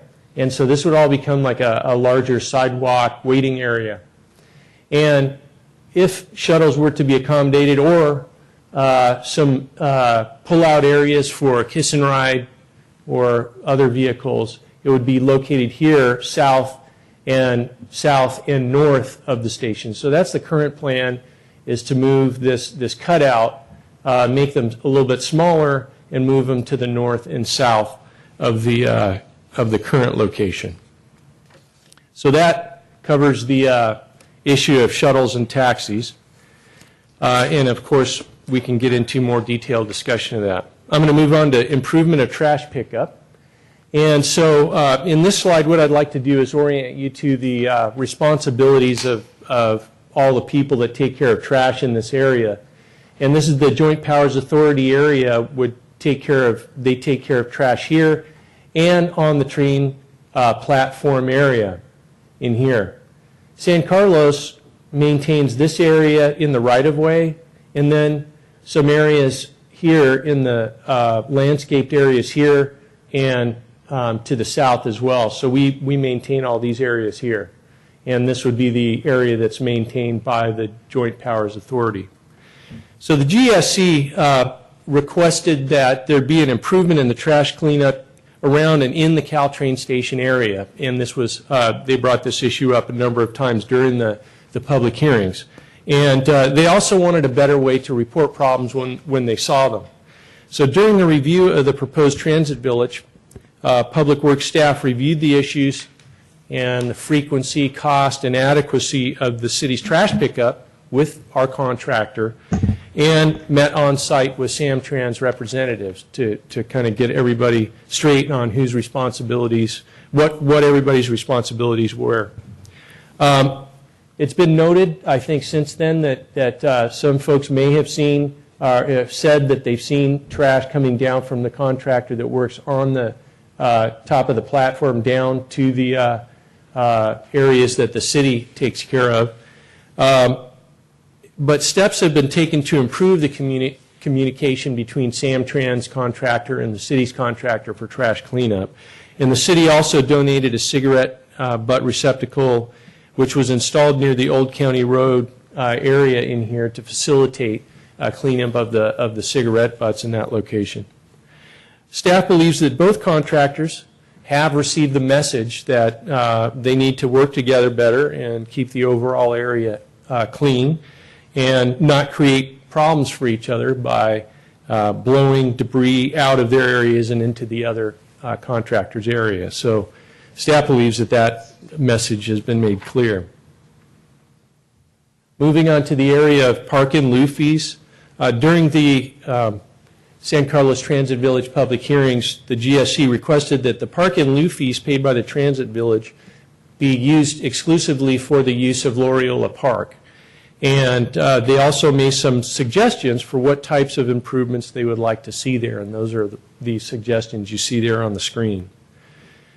Because park and lieu fees are required for new development as part of the municipal code, this decision could be made through a resolution of the City Council, but it can't be made as a condition of project approval of the Transit Village, and that's why it wasn't. The park and lieu fee was adjusted back in 2013 to about $1,887 per room, and the project was approved at a certain density. We know that the developer is going back and looking at the development again and reconfiguring the development. So we don't know how many rooms are going to be there now. But just to give you sort of a scale to consider, the original approval was not to exceed 460 rooms. So right now we've been told that the range of density is around 200 units. So let's just say there's 400 rooms. So it's a reduction from the 460 rooms that could be constructed there. That would be about $750,000, in the range of $750,000 for the park and lieu fee.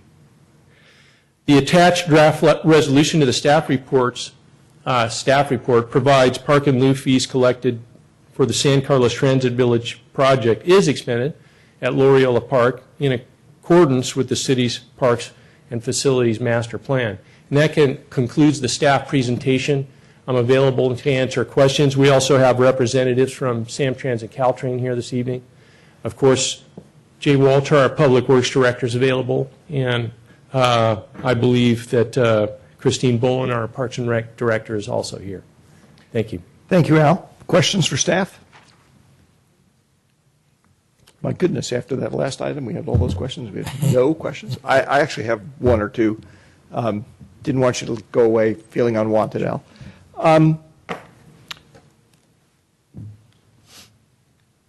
Actually, let me ask this a different way first. So after Eastside Connect is implemented, the current shuttle drop-off area will no longer be there. It'll just be those two green zones to the north and south of the current area. That's correct.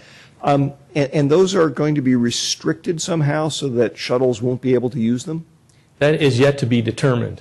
So I think based on the discussion and direction, guidance that we get from the City Council, changes could be made to that area and how it's used. And do we, this may be a question for Greg, do we have the authority to be able to basically restrict those areas so that shuttles cannot use them? Even if we were to arrange to have the shuttles move to the other side, we don't actually control where they park. Through the chair, could I ask a question? The only item on this agenda is for the park and lieu fees. Are we allowed to talk about, make any, I mean, I have lots of questions on those, but I have no questions on the park and lieu. So I'm trying to understand where this is going tonight. It's just a verbal report. I don't agree with the staff report on some of the things, nor the Caltrain letter that we got or whatever else. But are we going to talk about this, or what is your opinion on that? Well, the agenda is it's basically a status report on the second item. Mr. Mayor, but I got lots of questions. On the first item, you can take action on the redirecting of the fees, but the second issue of the relocation of the shuttles and taxis at the station area trash pickup, when I read the agenda, it's receiving a status report only on that part. I understand we can't vote on it, but are we going to talk about? Aren't we allowed? We're allowed to talk about it because it's on the agenda. We just can't vote. Okay. Well, I don't have any questions. I have lots of comments. Oh, well. Go ahead. No, please go ahead. That's your question. I look forward to when we have our comment section. So, all right. So, Greg. Sorry. Excuse me. That's all right.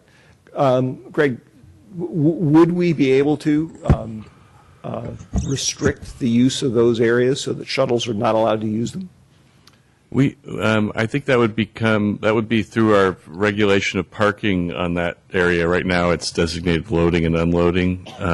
There are some state law issues that I'd want to make sure I could research and present to you about the ability of general users to drop off people in a red zone area and not actually park, because there's a distinction. There's no stopping zones, there's no parking zones, so we'd have to properly sign it and make sure that the laws apply to the shuttles.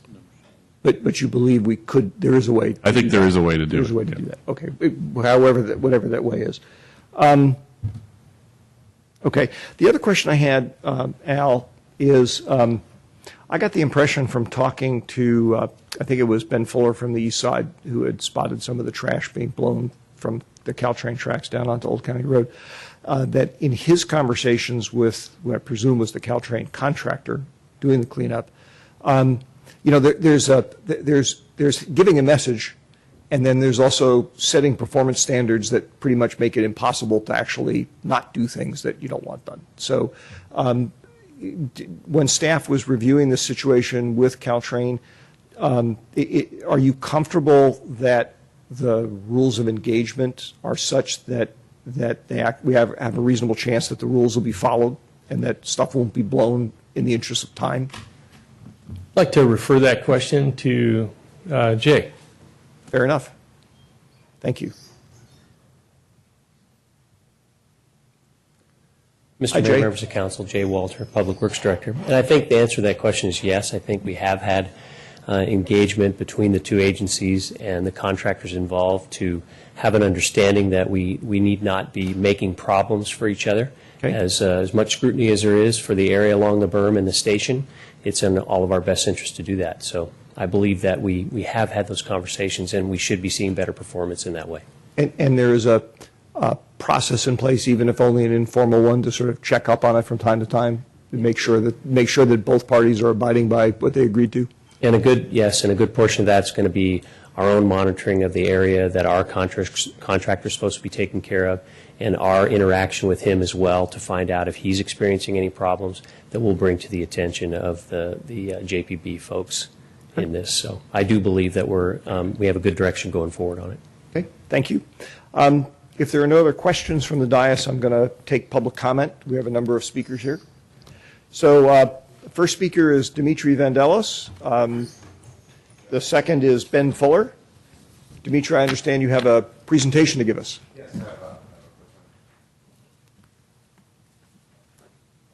I was going to make it humorous, but I've actually lost my sense of humor after hearing this report. There was no community involvement whatsoever in this discussion of this. This is totally new. I was on the steering committee. This didn't exist before, and it astonishes me that this is a new thing that I've never seen or anyone in the GSC has seen. So let's get out of this.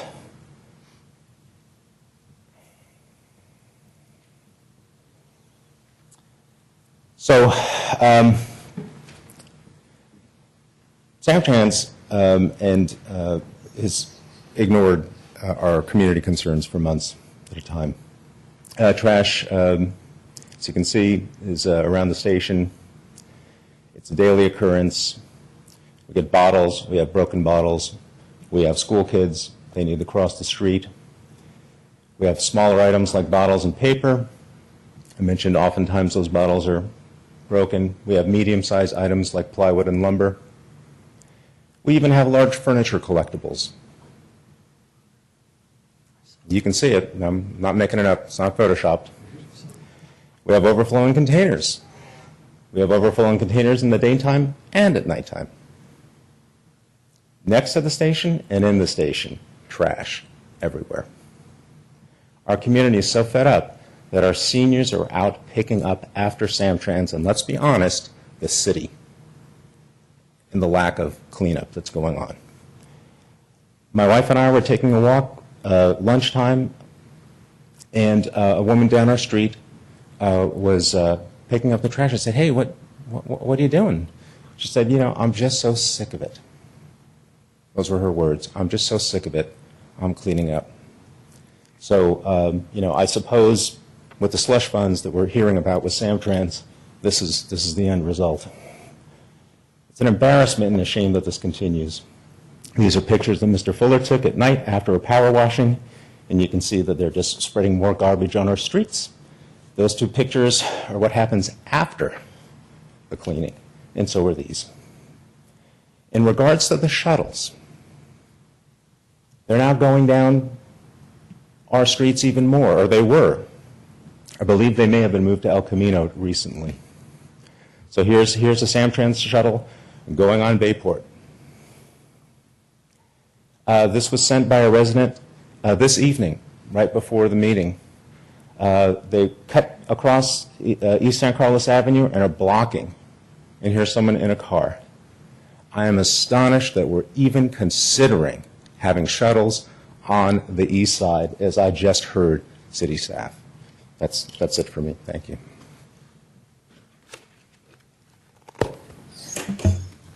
Thank you, Mr. Vandellis.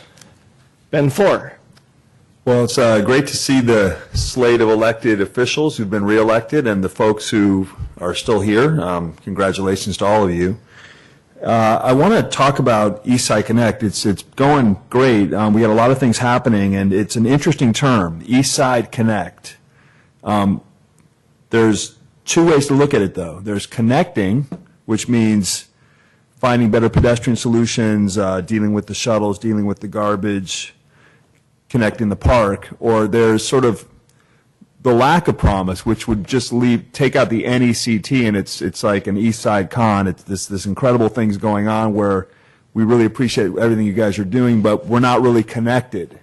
So we're trying to kind of get up to the standard of the rest of the city. I think everyone can agree that it's been, going a lot better for the East Side in the last few years, thanks to all of you guys, and we really appreciate that. But we can also agree that before the 8 years that Bob and 12 years that Matt and the new guys, 4 to brand new, have been in, that the East Side really had a rough time, and we're trying to make up for a substandard living that we're all having over there. So you guys have all given me your personal prognosis on what's going to happen. I'm going to let you guys get to business. I want to thank you so much for everything you've already done. And we're really looking forward to getting all this resolved. And, yeah, this is a big surprise to see shuttles still on the east side, but maybe it's just one last futile attempt. We're hoping that's the case. Thank you very much. Thank you, Mr. Fuller. I neglected to indicate that Brian Fitzpatrick is the next speaker, and after Brian, Tim Hilborn. Good evening.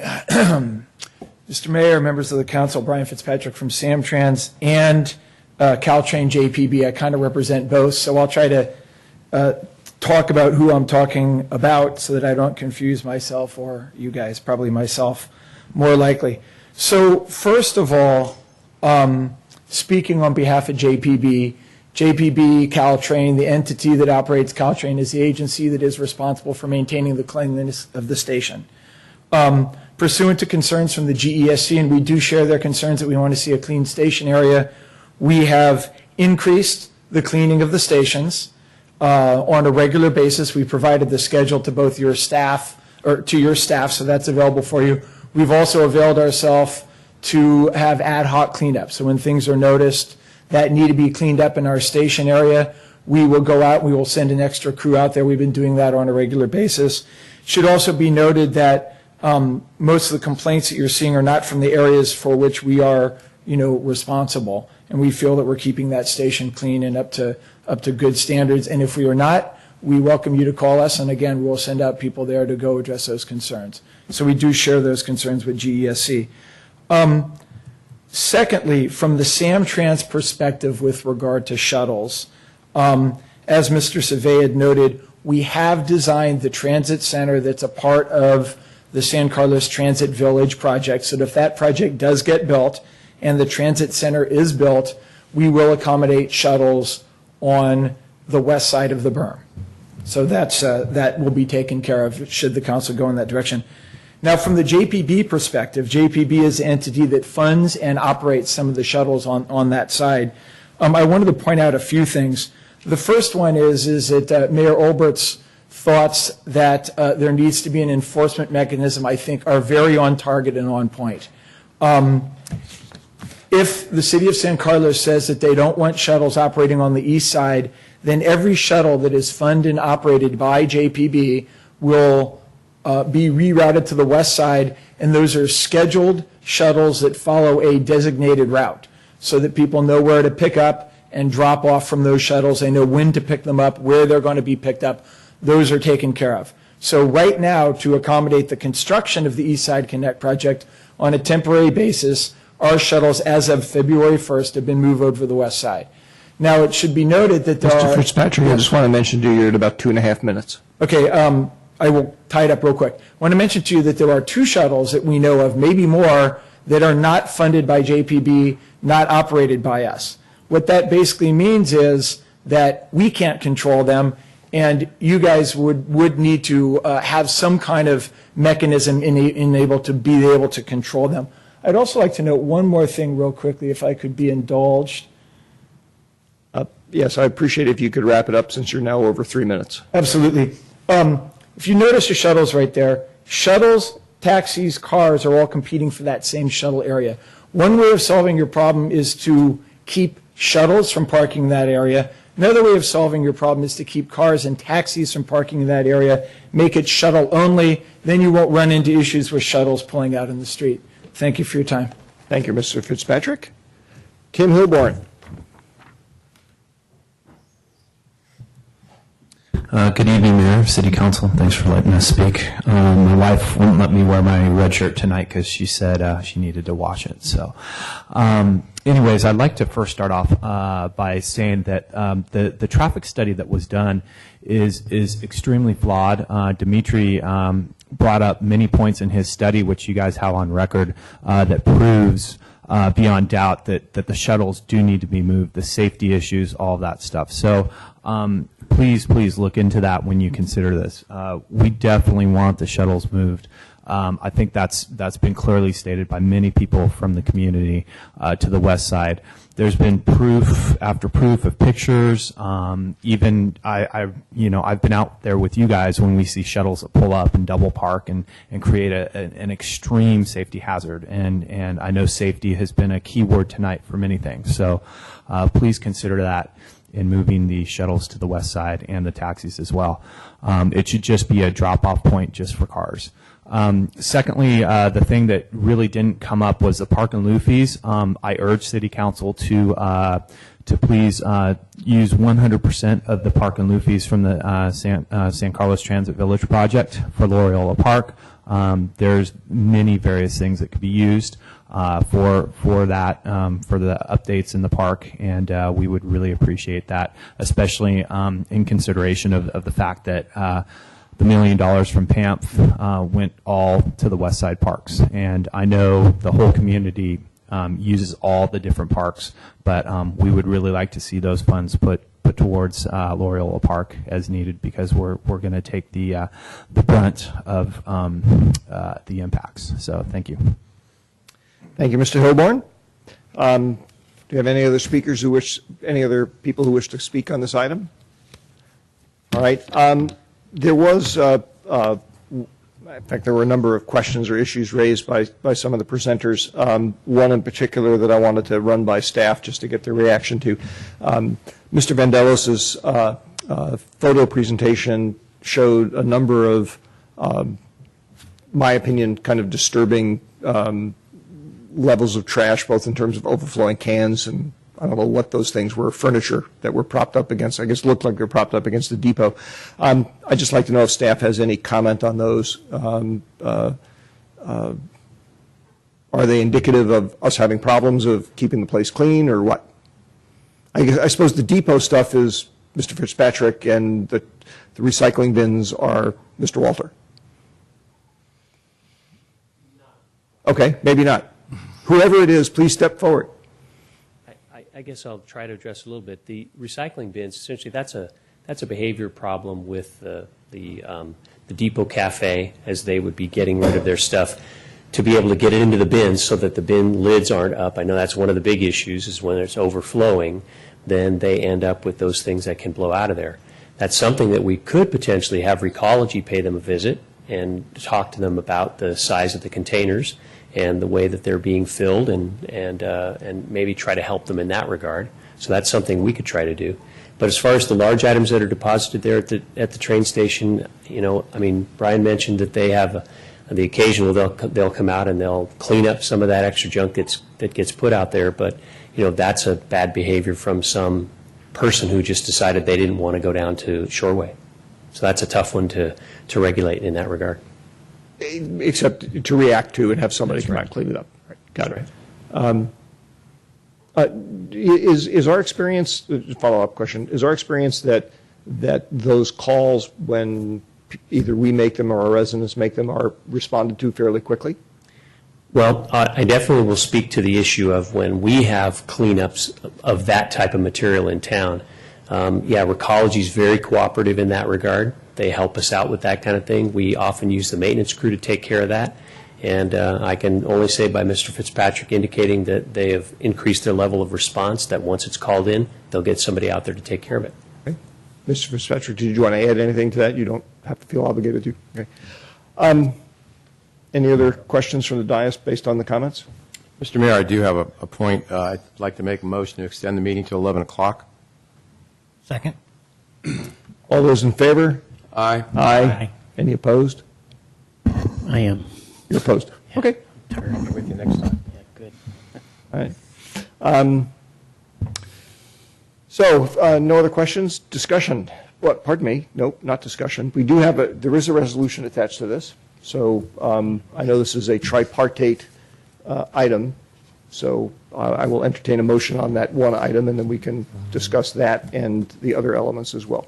All right, Mr. Mayor, I move we adopt resolution number 2014-19, 19. a resolution of the City Council of the City of San Carlos requiring that the park development facility fees paid by the developer of the San Carlos Transit Village be used exclusively at Loriola Park. I second. We have a motion and a second. If my colleagues are okay with this, I'm going to ask that we'll see if there's any discussion on this item and then vote on it and then come back and discuss the remaining items, because I know that several of us have comments to make. Any discussion on this particular motion?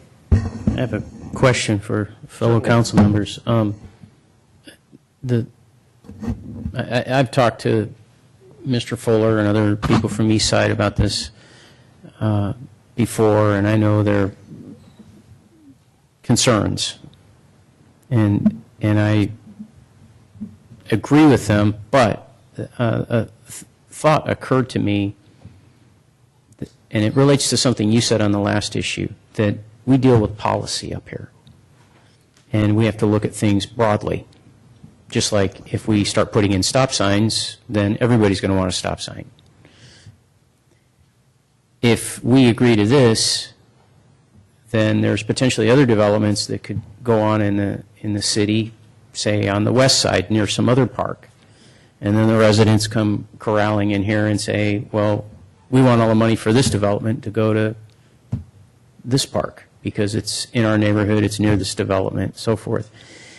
And so I just raise that as a question. Do we have any concern about that? It crosses my mind. I have somewhat of a concern about it, although I can't think of geographically of a similar situation where we would have this kind of development to this extent and density and impacting a neighborhood in this way, and a park being nearby. The only other situation I can think of is it would be fair for, there is a park that's in San Carlos, but it's right on the border with Belmont, and I think it's, I forget what street that's on. Cedar Park. Yeah. You know, the neighborhood from there could say, hey, this is going to affect our park as well. And that's a rather, I mean, you compare that park to Loriola, which over the last 10 years, we've spent quite a bit of money on Loriola. It just becomes a fairness issue and an equity issue. Certainly. All right.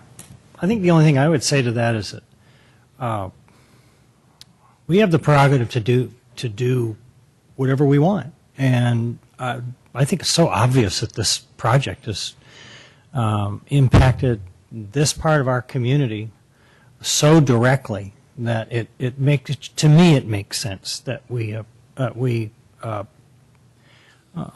allocate the park and lieu fees to Loriola area.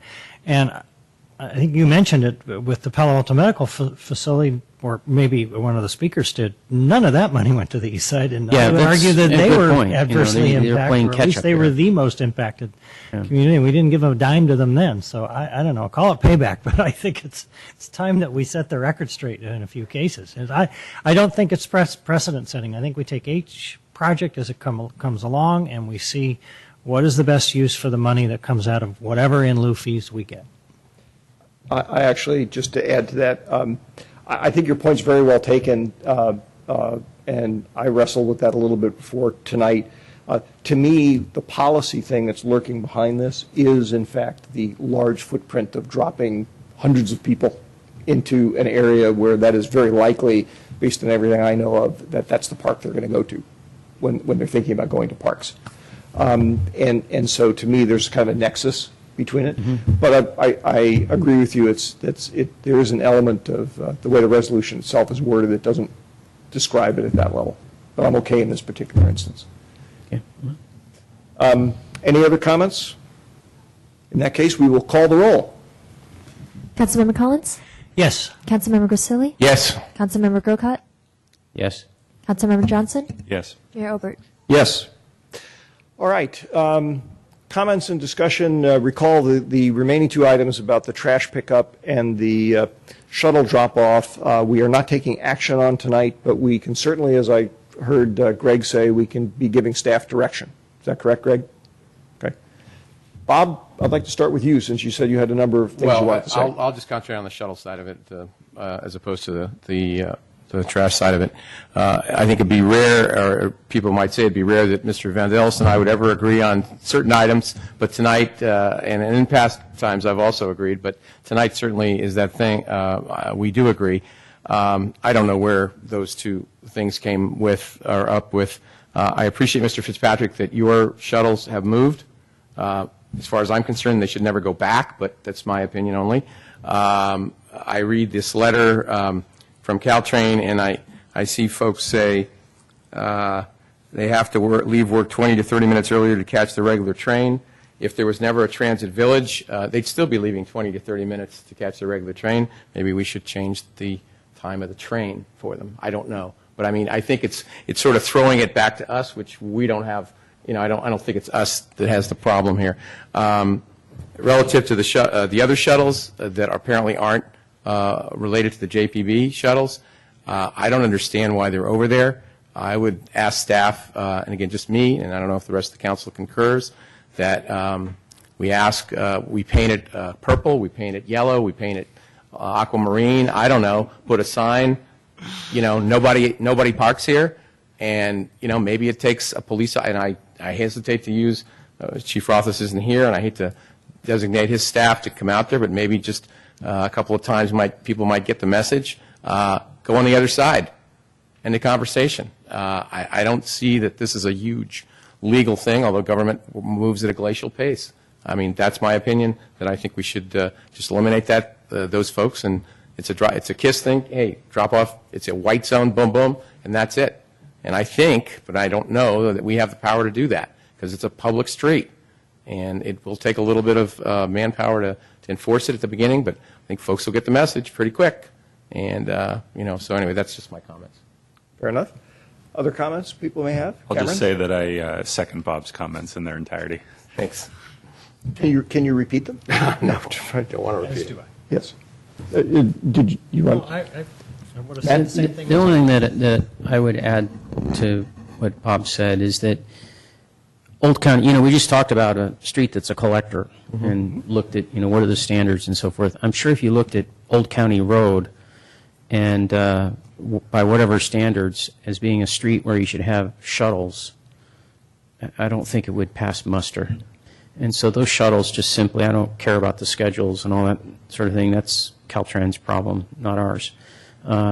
It belongs on the west side. And regarding the trash issue, I'll just say this. I live downtown. I walk past their building every day. And every day, in fact, I said to the guys one time, you guys are out here every day with the blowing and raking and cleaning. And I appreciate it being a neighbor. It's immaculate. It's the best kept sidewalks in town is around the Samtrans building. Just pick it up over there at the train station and try to be good neighbors that way, the same way. Cloned it over there. Fifth, I guess, Bob's comments. I would actually, from my own perspective, go, if we needed to, one step further, following on my discussion with Greg. I would like to keep the drop-off area, you know, the sort of casual drop-off area over there, not for shuttles, but if you can't find a way forward that basically blocks the shuttles, I would be happy just to make that not a drop-off area too. It's more important to me that we move the shuttles to the west side than it is that we maintain that as a drop-off area. That may just be me. All right, with that, staff has what input they need from us. Okay, thank you. I think what we're going to do is we are going to take the item pulled off of the consent calendar, if my colleagues don't mind, just so that I think the last two items under new business are really just us and Mr. Maltby and Mr. Rubin, so we can perhaps let Christine get out early if we take up 6G now. Adopt a resolution approving. Mr. Mayor? Yes. I would take umbrance a little bit with you because we have an architect sitting back there. He could become a council member now because he's learned so much, and he is. Oh, I actually item apologize. 9B. You're right. I did not know. Well. Take D. All right. No, that's fine. We will stick to the order of the agenda. Thank you for pointing that out, Matt. You're welcome. All right. That in turn brings us to consideration of adopting a resolution updating the city's customer service policy. Mr. Mayor, could I apologize? Could Yeah. you take D instead of C? Because that's where the architect is. B. Isn't it? Or D. Oh, it's instead of missed. C. Yeah, That's where the Oh. architect, the customer service policy. So you don't want me to follow the agenda? You No, want me not to- at all. Okay. All right. We're trying to make. Not at all. Not at all. Okay. All right. Well, never let it be said that we're not flexible. Then let's do 9D, consideration of adopting a resolution approving option 2 as the design concept for the council chamber ADA compliance project C9802. Hello, Matt. Good evening again, Honorable Mayor and members of the council. I would like to introduce you to Feel free to drive. our architect for the council chamber remodel. His name is Rob Wood, and he's with Nichols Booth Architecture. He's going to provide a presentation today in regards to the council chamber itself and the design options that we were focusing on. And I'm sure it's going to be brief. And it'll be very brief. So. Very brief and very entertaining. My apologies for overlooking you before. Not a problem. Good evening, Mr. Mayor, members of the council. Thank you very much. My name is Rob Wood. I'm a senior vice president with Nichols Booth Architects, and we're very pleased to be working with you and your city on your renovation project. Understanding this has been a long night for you, I think I can keep this fairly quick. Good news is I don't have to work too hard to describe the chamber because you're actually in it. So we'll make things pretty quick and focused here.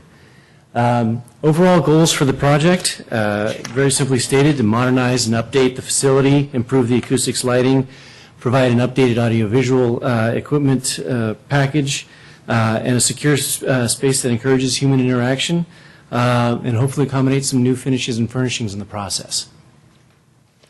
The process to date has been relatively straightforward and robust, engaging the stakeholders, including the core team, executive team members, the city manager, and the council subcommittee to really evaluate and extract all the requirements and requests and help identify the best direction to move forward with the redesign of the council chambers. Site evaluation on the part of the architect, myself, and our consultants focus on the architectural accessibility, acoustics, audiovisual, and mechanical electrical systems for the room. The process is at that point then extended into developing some preliminary design options that were reviewed and comments engaged from all the stakeholders, including subcommittee members, and ultimately a final selection for a desired direction for the council chamber renovation to proceed. The next steps, quite simply after approval at this point, will be to proceed into a detailed design of the space as it's currently configured in a schematic phase, leading to then a development of a permit and bid package that would then be approved for public bid and construction of the project. The existing plan, as you can see, as you're sitting in the space, is simply referenced here in your package to help you understand the orientation of the new space. Rob, pardon me for interrupting, but my sense is that if you go through every single slide in here. I'm going to make it really quick because I think the back two-thirds of this, we can just kind of move right through. Perfect. Thank you. Silver level really involves major upgrades to the space that are required. These are not nice to haves, these are must haves from the perspective of all the stakeholders. Inspiration images, as we kind of move through this, are being used to kind of engage those stakeholders and ultimately getting to the meat of the situation, which is the proposed plan. So the orientation of the room really is limited in terms of where to locate the dais, and the proposal as it stands now, as you can see, is to essentially take your dais as you sit at it now and start to shift it against the south wall. What this does is it provides a better orientation within the room to reduce the depth of the seating from the back of the room to the dais, as well as providing an area to the left of the dais on the plan that could be used to engage, to have the city manager, the city attorney, and other staff members sit.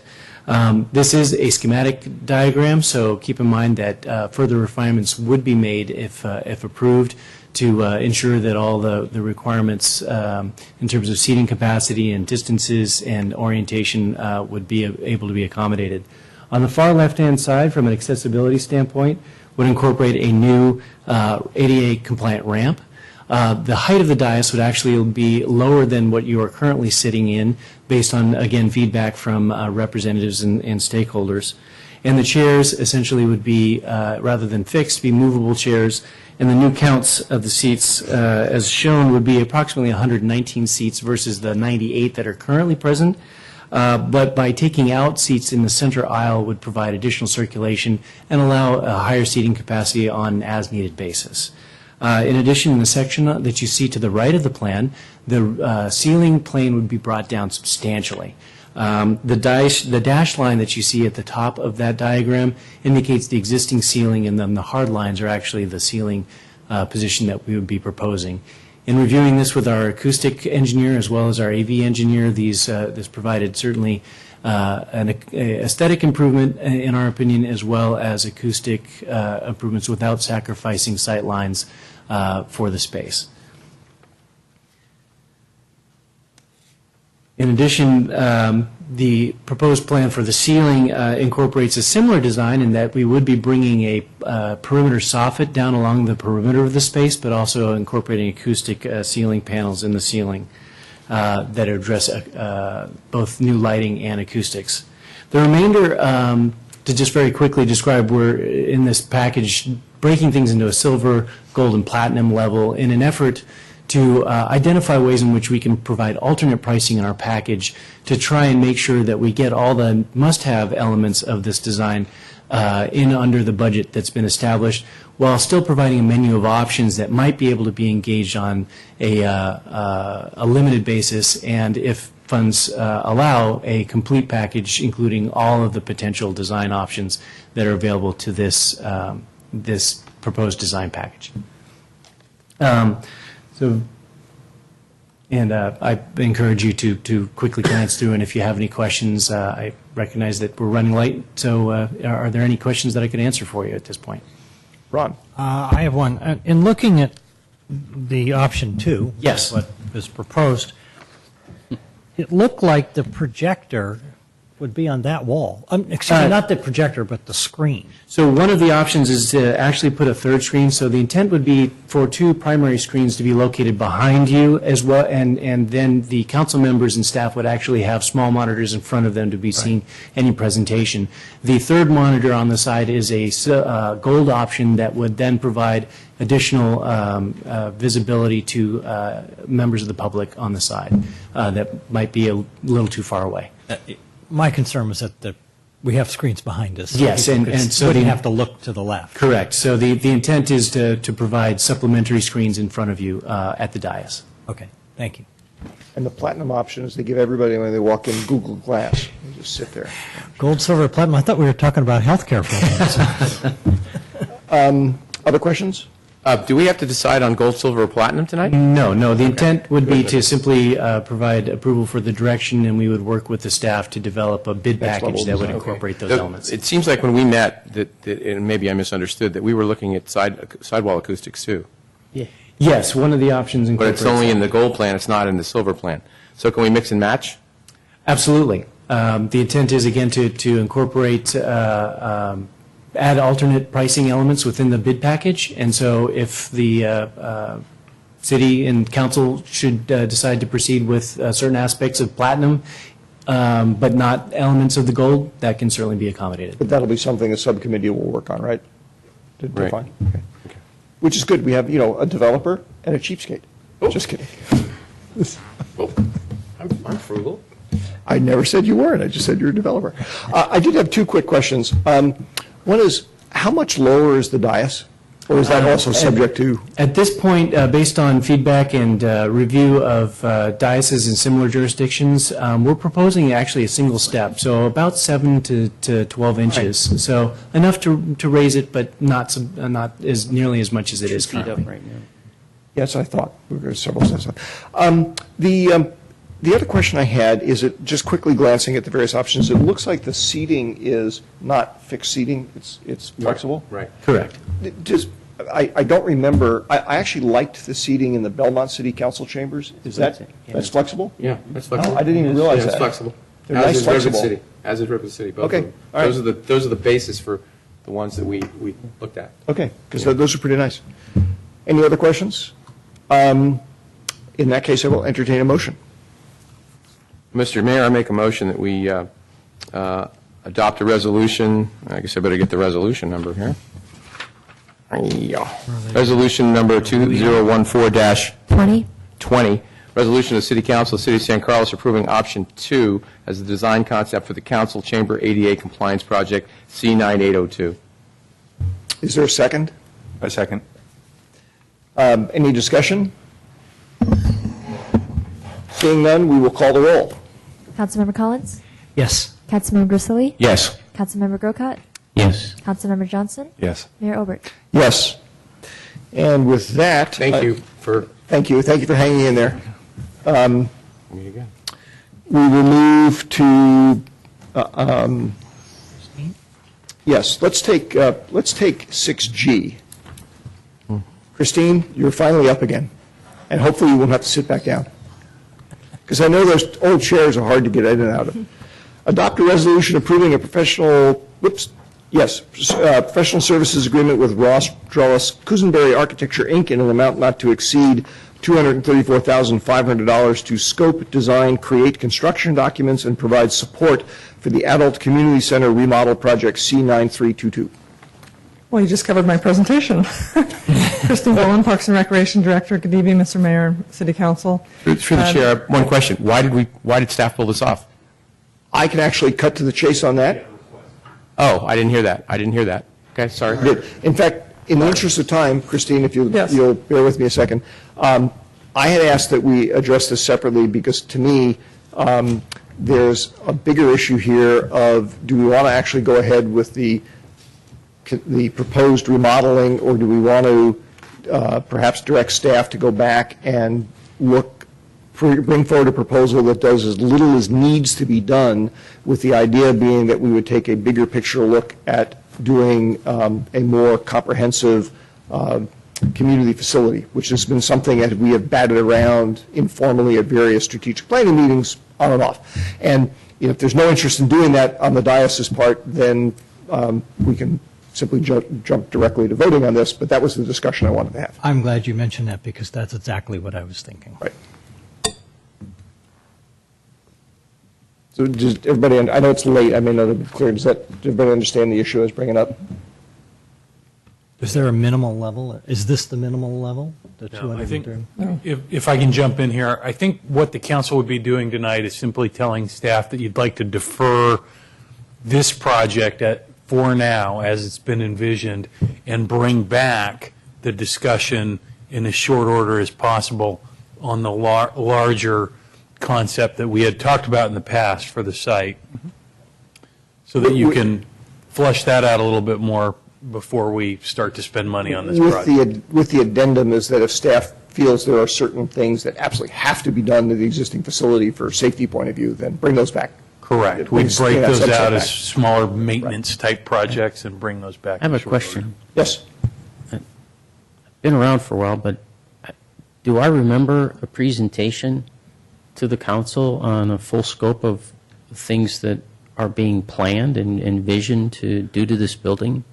I remember the roof. We did the roof a couple years ago. Yeah. The proposed scope or planning is contained in your written materials tonight. It's basically to redesign the building for better accessibility, renovate the interior, FFEs, fixtures, furniture, equipment, heating, ventilation, circulation, the kitchen.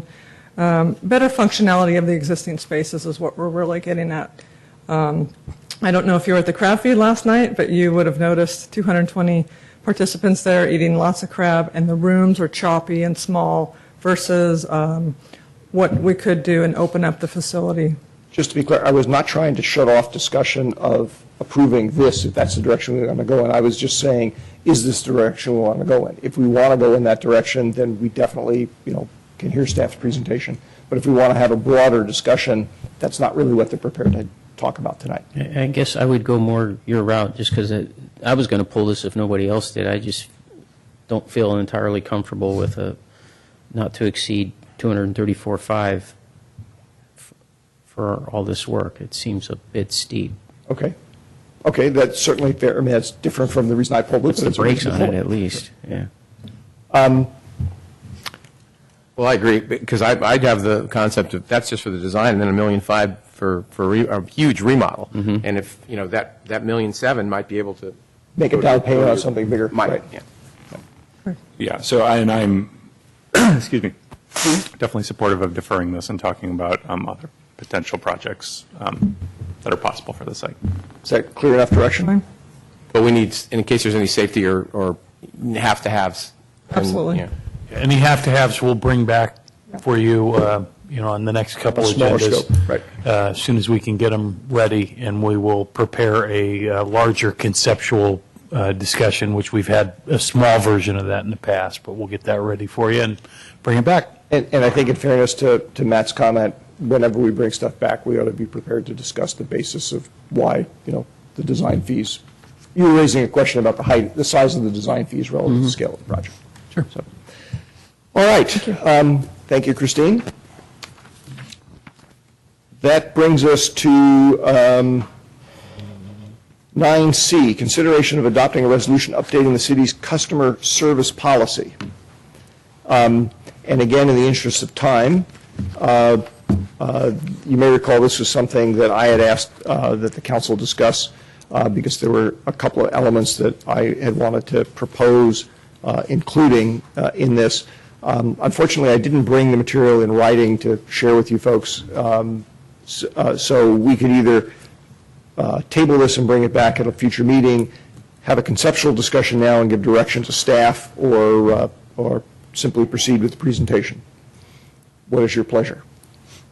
Given that it's 10:50. If there's an option to table it, I'd take it. But It is- if it's something that's short in 5 minutes. It seemed like, based on the pre-read, it seemed a pretty reasonable change and relatively minor. So, from my perspective. I would be, if you want, I would be happy to just tell you the four things that I was thinking of including. And through that, since there are four things, I think we should table it. Because at 11 o'clock, I'm not voting to stay here any longer. So, and by the time you talk and the time four things, well, we will use that time. Well, we may have Crystal talk. Through the mayor, if I may, I think we could probably, I think we've got it, we will skip the staff presentation on this. I have had an opportunity to discuss with the mayor his 4 points. They're pretty straightforward. I don't have any problem seeing those included in the policy. So I don't know if their council members have other ideas, but it might be quick if the mayor could just describe those, including the additions that we've outlined in the staff report. We might be able to get through this in 5 minutes. Or what we could do is, based on your comments, we could have staff include those elements that I had shared with you before and bring it back at the next meeting. Happy to do that as well. And that way people have a chance to read it ahead of time rather than try and do it on the fly. Is that okay? Yes. If you could break out the four items that are different than this, that would be, if you're going to include it in the policy, I don't know what you're doing. We'll highlight it in the staff report when we Four items? bring it back. Okay. Just like we did the other recommended staff items. Make sure it has my initials on it so he knows which ones to object to. Yeah, you don't get any sort of failure to be here. That's right. I'm objecting. So, all right, I believe with that we are done and adjourned.